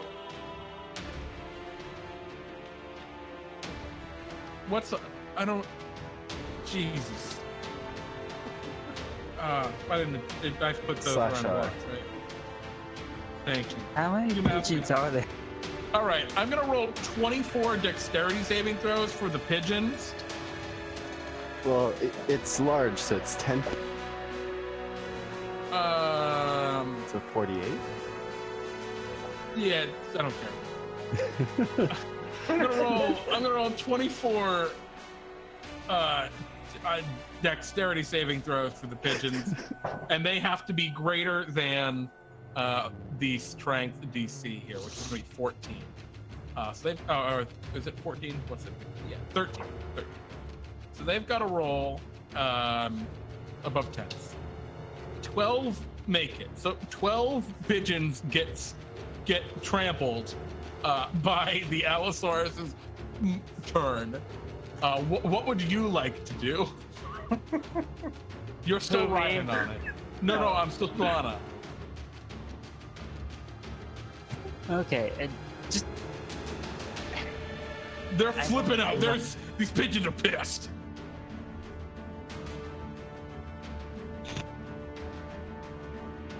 well, I think you should rage. yeah, I think we're gonna. All right, you're gonna go into a rage. I'm gonna go into a rage, and then I'm just going to start swinging at the closest things and closest. The closest pigeons. Right. Sure. I mean, they're flying through the air at this point, so you could attack a pigeon pretty easily. You will annihilate one pigeon. There are now fewer pigeons. All right, Nyere, it's your move. Your friends just charged in. Yes, perfect distraction as I stealth around to try to get in here tactically. Okay. All right. You sneak around. You get in there tactically. Yeah, you're super tactical. So while they're running through that bull rushing, I'm gonna sneak around the back and try to hit it from behind. I know this will take me multiple turns to get there, but that's what I'm gonna do. I respect it though, because you can dash too. So you're like Yeah. sneaking around the food court, like dashing through the food court stands. You can find the bodies of poor concessionaire who have been devoured by pigeons. Just the skeletons remain, but you make your way past them as you start ducking between the stalls, making your way toward the brood. Yes, that is the idea. Excellent. Diane, you're on top of a Allosaurus in a swarm of dire pigeons. What would you like to do? take back all of those ice knives that you. Let's see. I could ice knife. You got shatter? Shatter would be really good. No, I don't. Thunderwave? I do have Thunderwave. Would also I be think pretty I will good. Thunderwave. Bam! What would you like to do? Oh, you're Thunderwave. doing the Thunderwave. All right. Yes. So that's a 15-foot area. All right. So it's going to be another 9 pigeons. Did the dire pigeons have less than 3? Oh, you kill 9 pigeons. You and with a blast of thunder, feathers and bone just go everywhere. There are probably more than 9 pigeons. It's a cube, right? Because they're it's not small like- creatures, they can fit like cube. Yeah, no, it's not that. It's just that they're flying around too. They aren't like perfectly squished. Yeah. That being They said, just get blasted away from me. yeah, I'm gonna say there's like another 9 that you get. So you guys have, as a group, killed 32 pigeons so far. Was there anything else that you'd like to do, Diane? You're currently still on top of the Allosaurus. I'm gonna move towards the brood mother. Okay. So you climb off the Allosaurus and begin to move forward. Yeah. All right. That's Diane. The dire pigeons go ballistic. There are 68 dire pigeons left. Now they can't all attack this turn, but a lot of them will. So we have 20 dire pigeon attacks going at the Allosaurus, as he seems to be the biggest target of their threat. And the Allosaurus looks up at you, Lana, like, shit, why did I do this? And roll 20 d20 greater than 40 d20, because they have advantage, right? Yeah, the way I'm gonna roll is all right, 9. So then I'm gonna roll those other 11 and see how many succeed. Oh, oops. See how many of the remaining 10 succeed. So a total of 16 hits. Oh boy. 2 crits. I'm not gonna worry about the crits. 16 d4 plus 16. The Allosaurus goes down, but he's not dead actually. Because of your healing potion, he's still alive. He's just downed. Lana, you fall onto the ground as the Allosaurus falls. And then another 5 pigeons are going to be attacking you, Lana. 1, 2, 3, 4, 5. Oh my. I just realized, because you resist this damage, these guys hardly hit you at all, huh? Yep. Lol. Diane, you have 10 pigeons coming after you. Aw. 14, 14, 11, 7, 10. Did any of those hit you? The 14 too. Okay.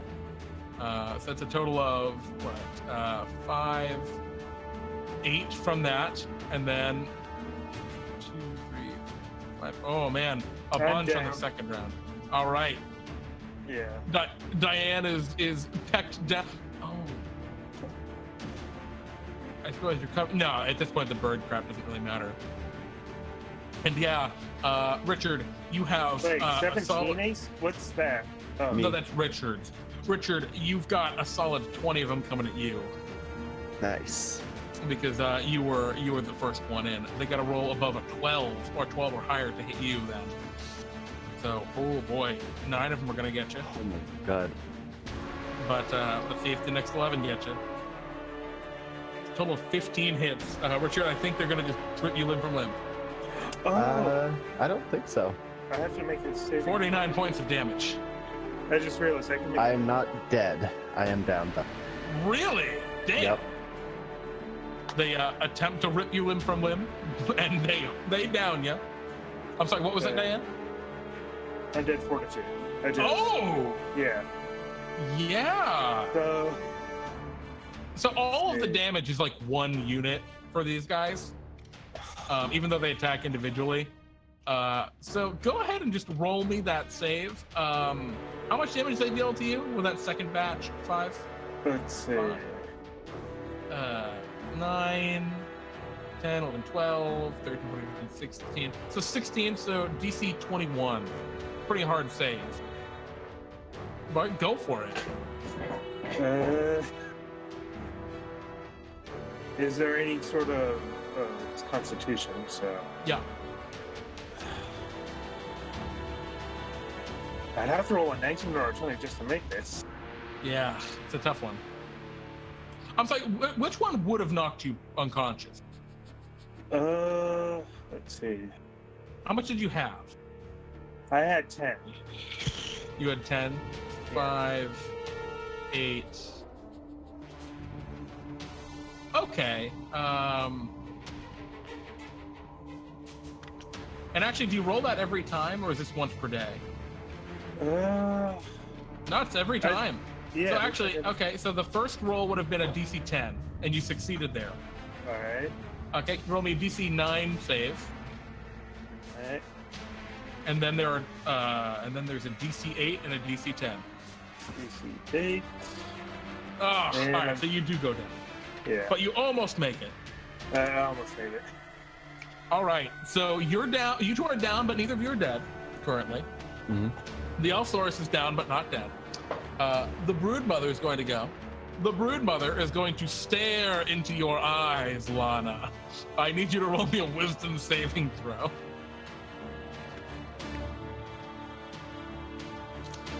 You stare into its eyes and you feel yourself stunned as it casts hypnotic pattern on you. And the Broodmother stuns you in the middle of its horde, or swarm rather. All right. Without the initiative, Richard can roll me a death saving throw. 20. All right, still up. Lana, unfortunately, you are stunned by the hypnotic pattern, but you still have your rage. That's good. Nyere. I'm not in combat right now. I'm trying to move around. Keep moving around tactically and not running straight. Yeah. With a movement and dash, you're like probably within 60 feet of the Broodmother. Would you like to do anything?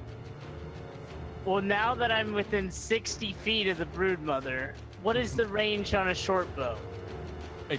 80, 320. You've got tons of range. Yep. Ooh, I could do it. I could do it with the short bow. Would and you like pick at it. Yes. Go for it. Now, I'm assuming that I'd have advantage on this since I am stealth right now. Oh yeah, you're hitting. A 16 will hit. 12 points of damage. Can you please describe your kill on the dire pigeon Broodmother? I shoot it right in the head. you shoot the dire pigeon Broodmother and it goes and like in the back of the head, and then like it just kind of wobbles and flops on the ground. I did not expect that thing to have less than 10 hit. It had 10 hit points, thank you. And as you hit the dire pigeon Broodmother, all the other dire pigeons coo once and then poof, disappear in a cloud of feathers. And you now all stand, or actually, Nyere, just you and Lana stand amidst a sea of feathers. Two of your friends are dying, and so is your Alsaurus friend. that was anticlimactic. We were supposed. I'll remind Nyere that we were supposed to capture her alive. I'll Yeah, and I'm sorry, the Broodmother doesn't seem to be dead. Oh. Just dying. Okay. I'll It's fix dying, that. but not dead. I will take the I'll take the my other healing potion gifted Alice.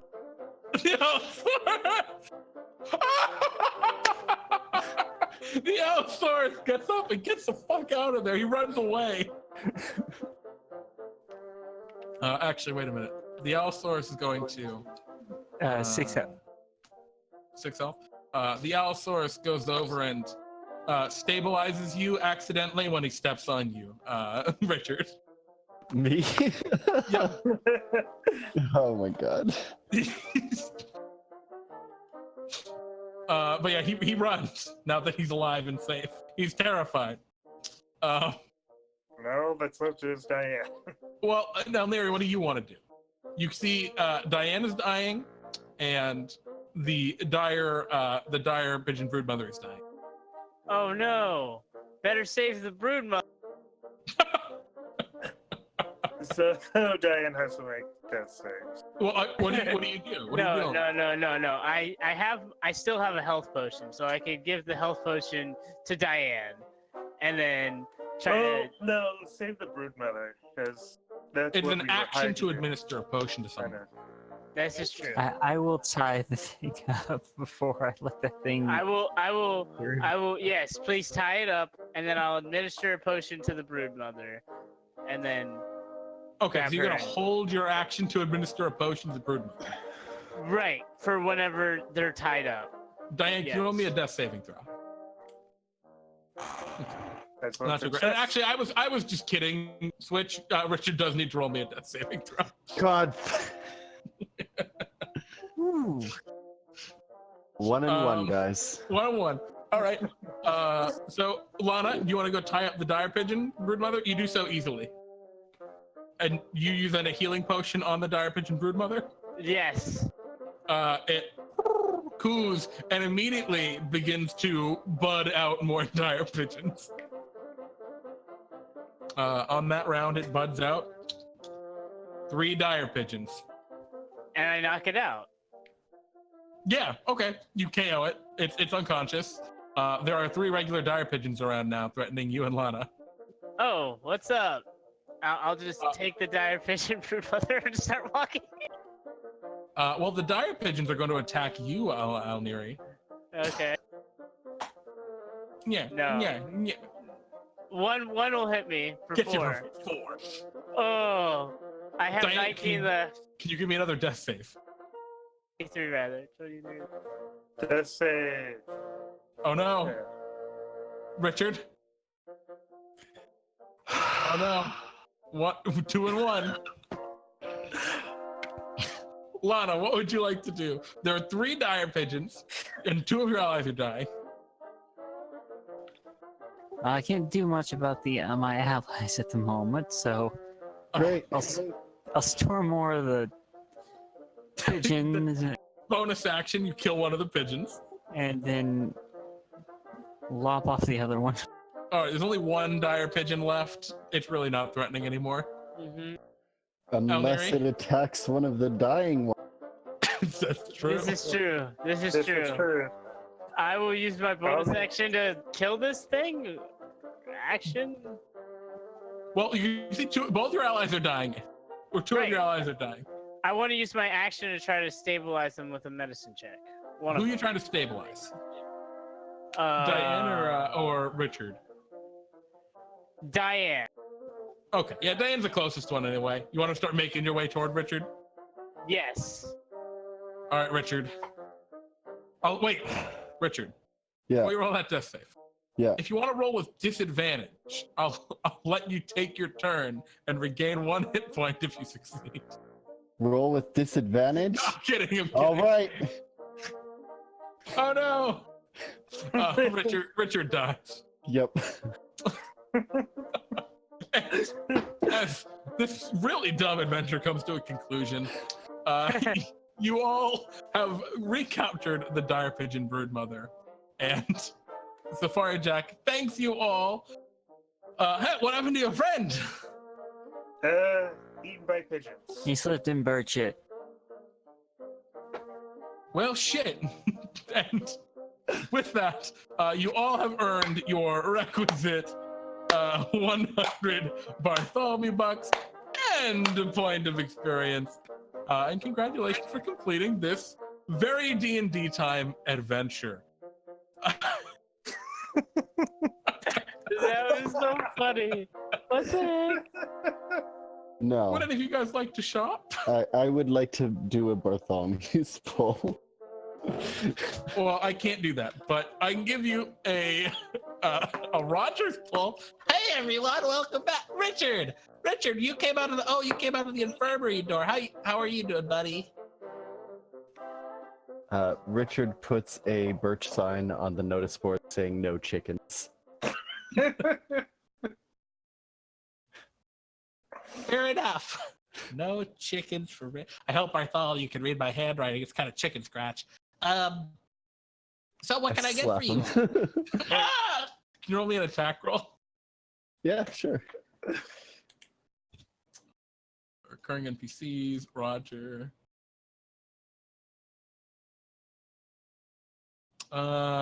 You hit him. Just Why did you hit me? I said no chickens.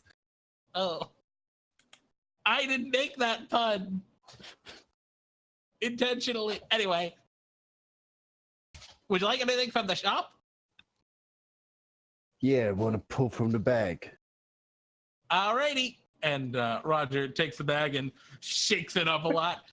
I wish you the absolute best of luck after that incredible adventure. Are there any bird-related items in the bag, if I may ask? You bet your ass there are. Bird repellent, perhaps. I love birds.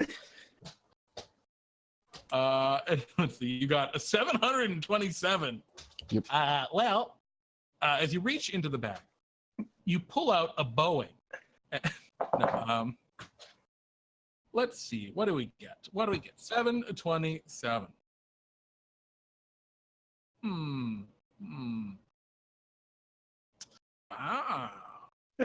All right. As you reach into the bag, you find yourself in a part of the bag that contains a great variety of swords. And, well, I guess swords might be okay, depending on how you feel. And your hand grasps upon one, and you can just sense, like, this is the kind of sword I would like. Because you can just feel by touch that it does not have attunement. And that, you know, we like non-attunement items. And so you pull from the bag a large, great sword. It appears to be forged of some kind of strange, dimly lit, glowing purple metal. And Roger goes, oh, that, I don't know what that is, actually. Say it. And you see Roger, like, cast some arcane signs. And he's casting Identify, and he goes, that's Shifter's Sorrow. This is a weapon that was made to kill shapeshifters, apparently. It does an extra 2d6 points of psychic damage against shapeshifters or creatures that are capable of naturally changing their form. And on the first time on a turn that a shapeshifter is hit with the weapon, and it's not in its natural form, it has to succeed on a wisdom saving throw or be forced to revert. That is Shifter's Sorrow. It's also a +1 greatsword just all around. That's pretty good. Did I mention it doesn't require attunement, which is kind of dumb, but, you know. You know what, Roger? I think that's actually kind of smart that it doesn't require attunement. You think? Yeah. Because it'd be a shame if I were to do something to someone who thought that attunement was necessary on all magical weapons. I don't think it really is necessary on all magical items, but some of them. Yeah. Congrats on your pull! Roger smiles, gives you a thumbs up. Anything else I can help you with, Richard?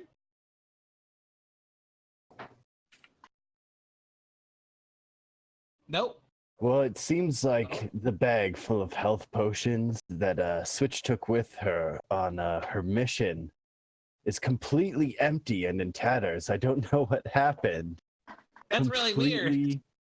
Completely gone. So, she had so many potions in that bag. Yeah, it's almost like something crazy happened. Maybe she just dropped the bag and they all shattered.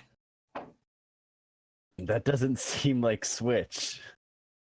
So, fair enough. What can I get you?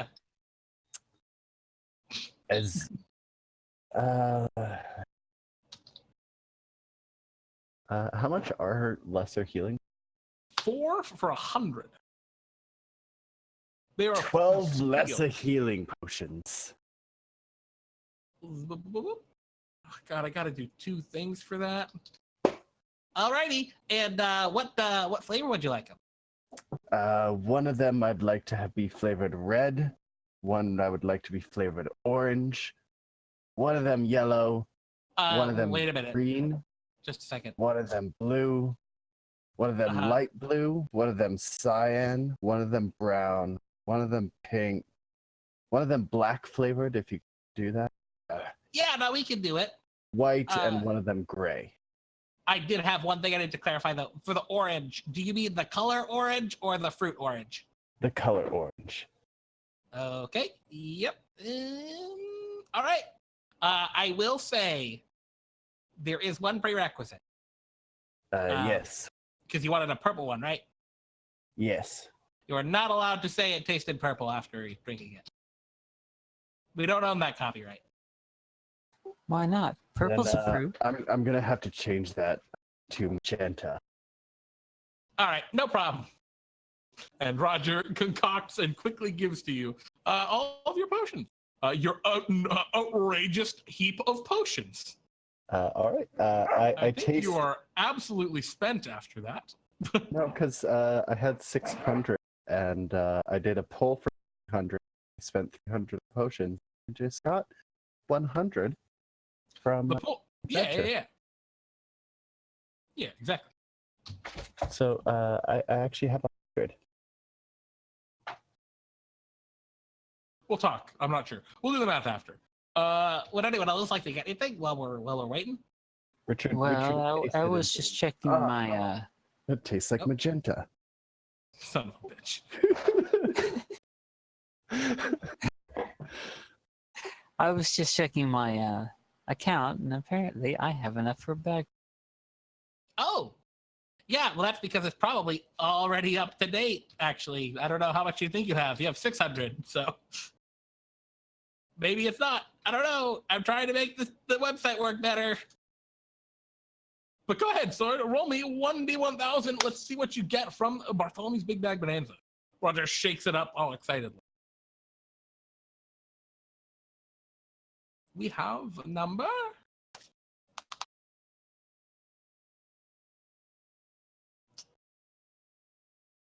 Oh, man. 760. You are all on fire today. It's a good day for the bag, apparently. As soon as I say that, though, we're going to start rolling terribly, so I apologize. Yeah, everyone stop doing pulls. Sorry, Dandare. Let's see. Never gonna hit that 1K special. It'll happen eventually, and I'm going to be real scared when it happens.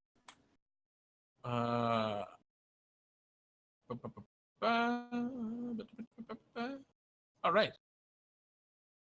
You get... Where? Scroll down to it now.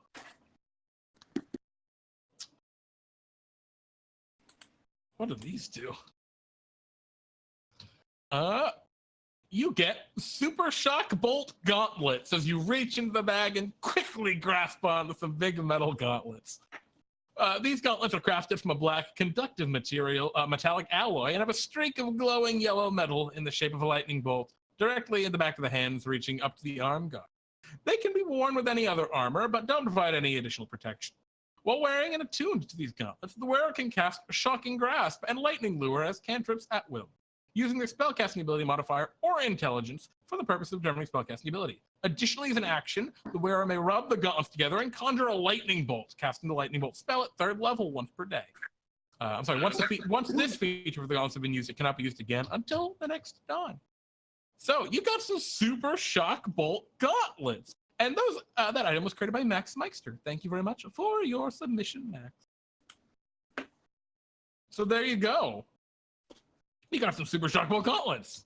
That actually kind of works well for Lana because she's got the lightning motif anyway, right? Because I got. Oh yeah, that's true. But yeah, enjoy your. But my intelligence isn't that great, so. That's fair. Lightning Bolt's just a good spell anyway. Well, Anyway, you have the super shock polka. So congrats. And actually, because you're before level 4, if you wanted to change your intelligence, it's something you probably could do. But we'll talk about that after. Nyere and Diane, would either of you like to get anything from the shop? Yes. Very well. What would you like? Potions of lesser healing. Just 4 of them? Yeah. Absolutely, absolutely. I feel like you have V-Bunny. I feel like you've understand now why Switch buys potions every time. It's just like they're just so good. They're very good. They're so good. I don't know why more people don't buy them. They're not that expensive. But yeah, Roger quickly brews them up. What flavor would you like?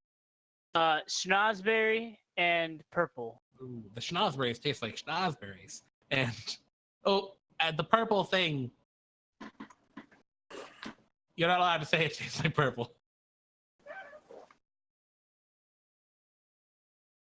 But those schnozberries do taste like schnozberries, though. Hey! And he hands you all the potions. Roger says, all right. I actually just made the thing about purple up. And Diane! Can I get anything for you? I'll do a bag pull. Oh my goodness. Well, best of luck. Oh no. Roll me the D1000. no. And actually, Dandere, did you want one as well? One what? I was wondering if, no, not Dandere. Bunny, if you were also looking for a bag pull. Oh no, I am saving my money for something good. The bag's got some good stuff. But I totally feel what you're saying. All right. Ooh. So you pull from the bag an item that I know someone is very excited about. Maybe get some good trade-offs. As you reach into the bag, Diane, your hand grasps upon the handle of an axe, some kind of a bladed weapon. No, it's far too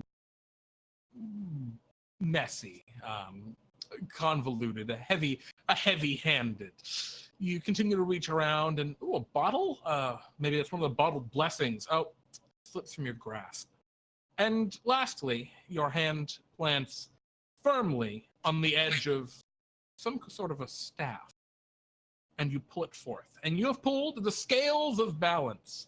It is a 6-foot-tall, polished quarterstaff made half from white ash and half from dark wood, so black that it resembles a clouded sky on a moonless night. At the center of the staff, the two woods fuse together in a blend of neutral gray. Natural plants touched by the ashen end blossom, while those touched by the dark wood end wither. You gain a +1 bonus to attack and damage rolls made with this quarterstaff, including spell attacks and damage rolls. And while it tunes the staff, you gain advantage on death saving throws. Additionally, when you would roll a 1 on a death saving throw, instead of counting it as 2 failures, you regain 1 hit point and can immediately take your turn. And those are the Scales of Balance. There's an item submitted by Mr. Plunderloot. Thank you for your submission, Plunder. I really dig this item, actually. I hope you enjoy it as well. I will. And can I use my 1-year commemorative Bartholomew buck to buy potion? Let me open up the inventory. My goodness. I believe the 1-year commemorative Bartholomew buck is worth 100 Bartholomew bucks. It should be worth 200 now, actually. Oh, so yeah, because after the first year, it doubles in value. Okay. And then every year after, it gains an extra 100. So technically, if you really wanted to milk it, you could. I need to update that, actually. In that case, I will use it to buy 3 greater potions of healing. Absolutely, my dude. Let me go right down to you and give you these potions. You thought you were just getting some regular potions. You ended up getting greater potions. This is Bartholomew's shop. It's great. Yeah. Where on earth is your character on here? I'm blind. I found it. Yeah. All right. Potion of greater healing 3 of them. Bada boom. Congrats.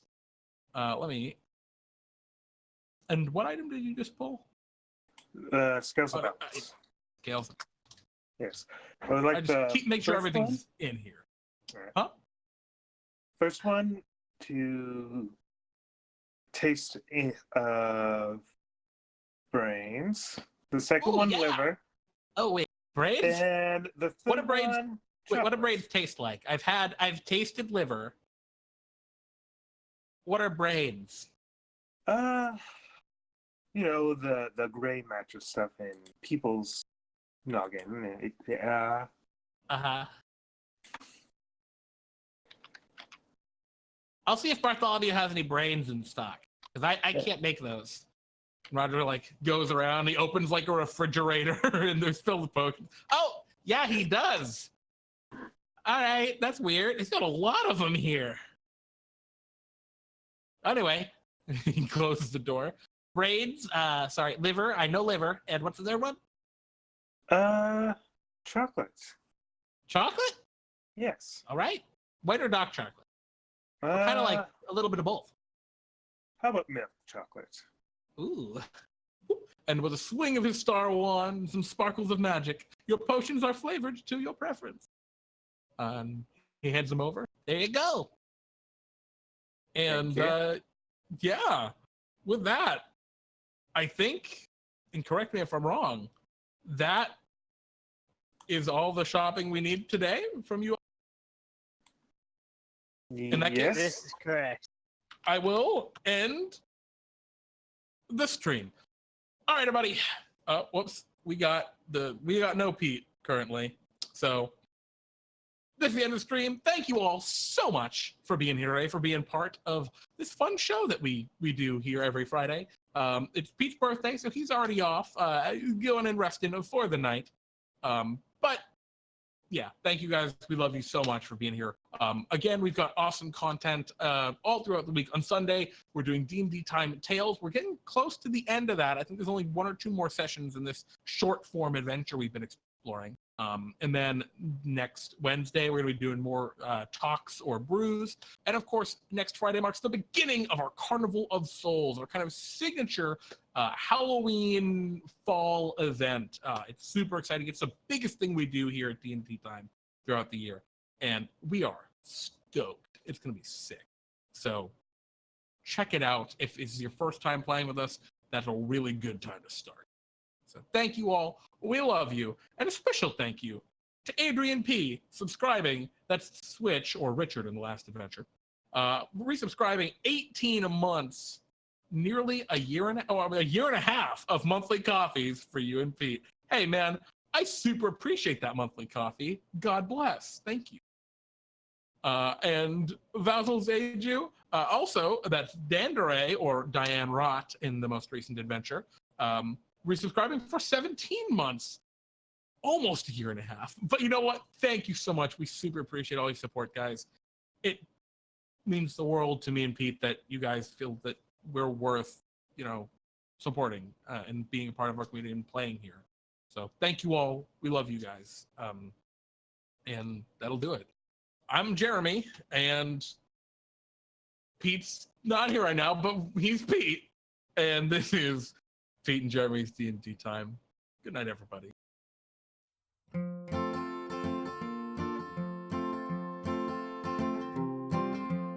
Hey there, folks. Do you know what time it is? Pete and Jeremy's DnDTime. Pete and Jeremy's DnD. Pete and Jeremy's DnDTime. Pete and Jeremy's.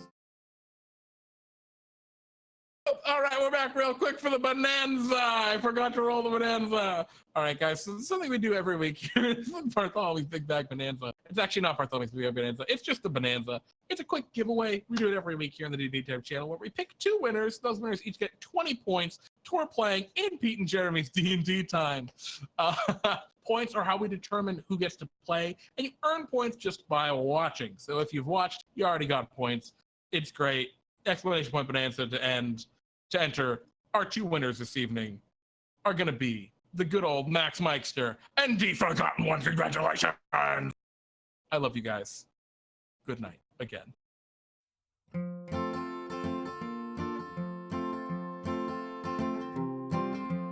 Hey there, folks. Do you know what time it is? Pete and Jeremy's DnDTime. Pete and Jeremy's DnD. Pete and Jeremy's DnDTime. Pete and Jeremy's DnD. Pete and Jeremy, you know we're gonna have some fun. When we always Dungeons and Dragons. Pete and Jeremy's DnDTime. When we always Dungeons and Dragons. Pete and Jeremy's DnDTime. Come and have some fun, play D&D. Pete and Jeremy's D&D time. Come play some D&D with me. Pete and Jeremy's D&D time. So many fun things to do. Pete and Jeremy's D&D time. This is our invitation to you. Pete and Jeremy's D&D time. Pete and Jeremy's D&D. Pete and Jeremy's D&D time. Pete and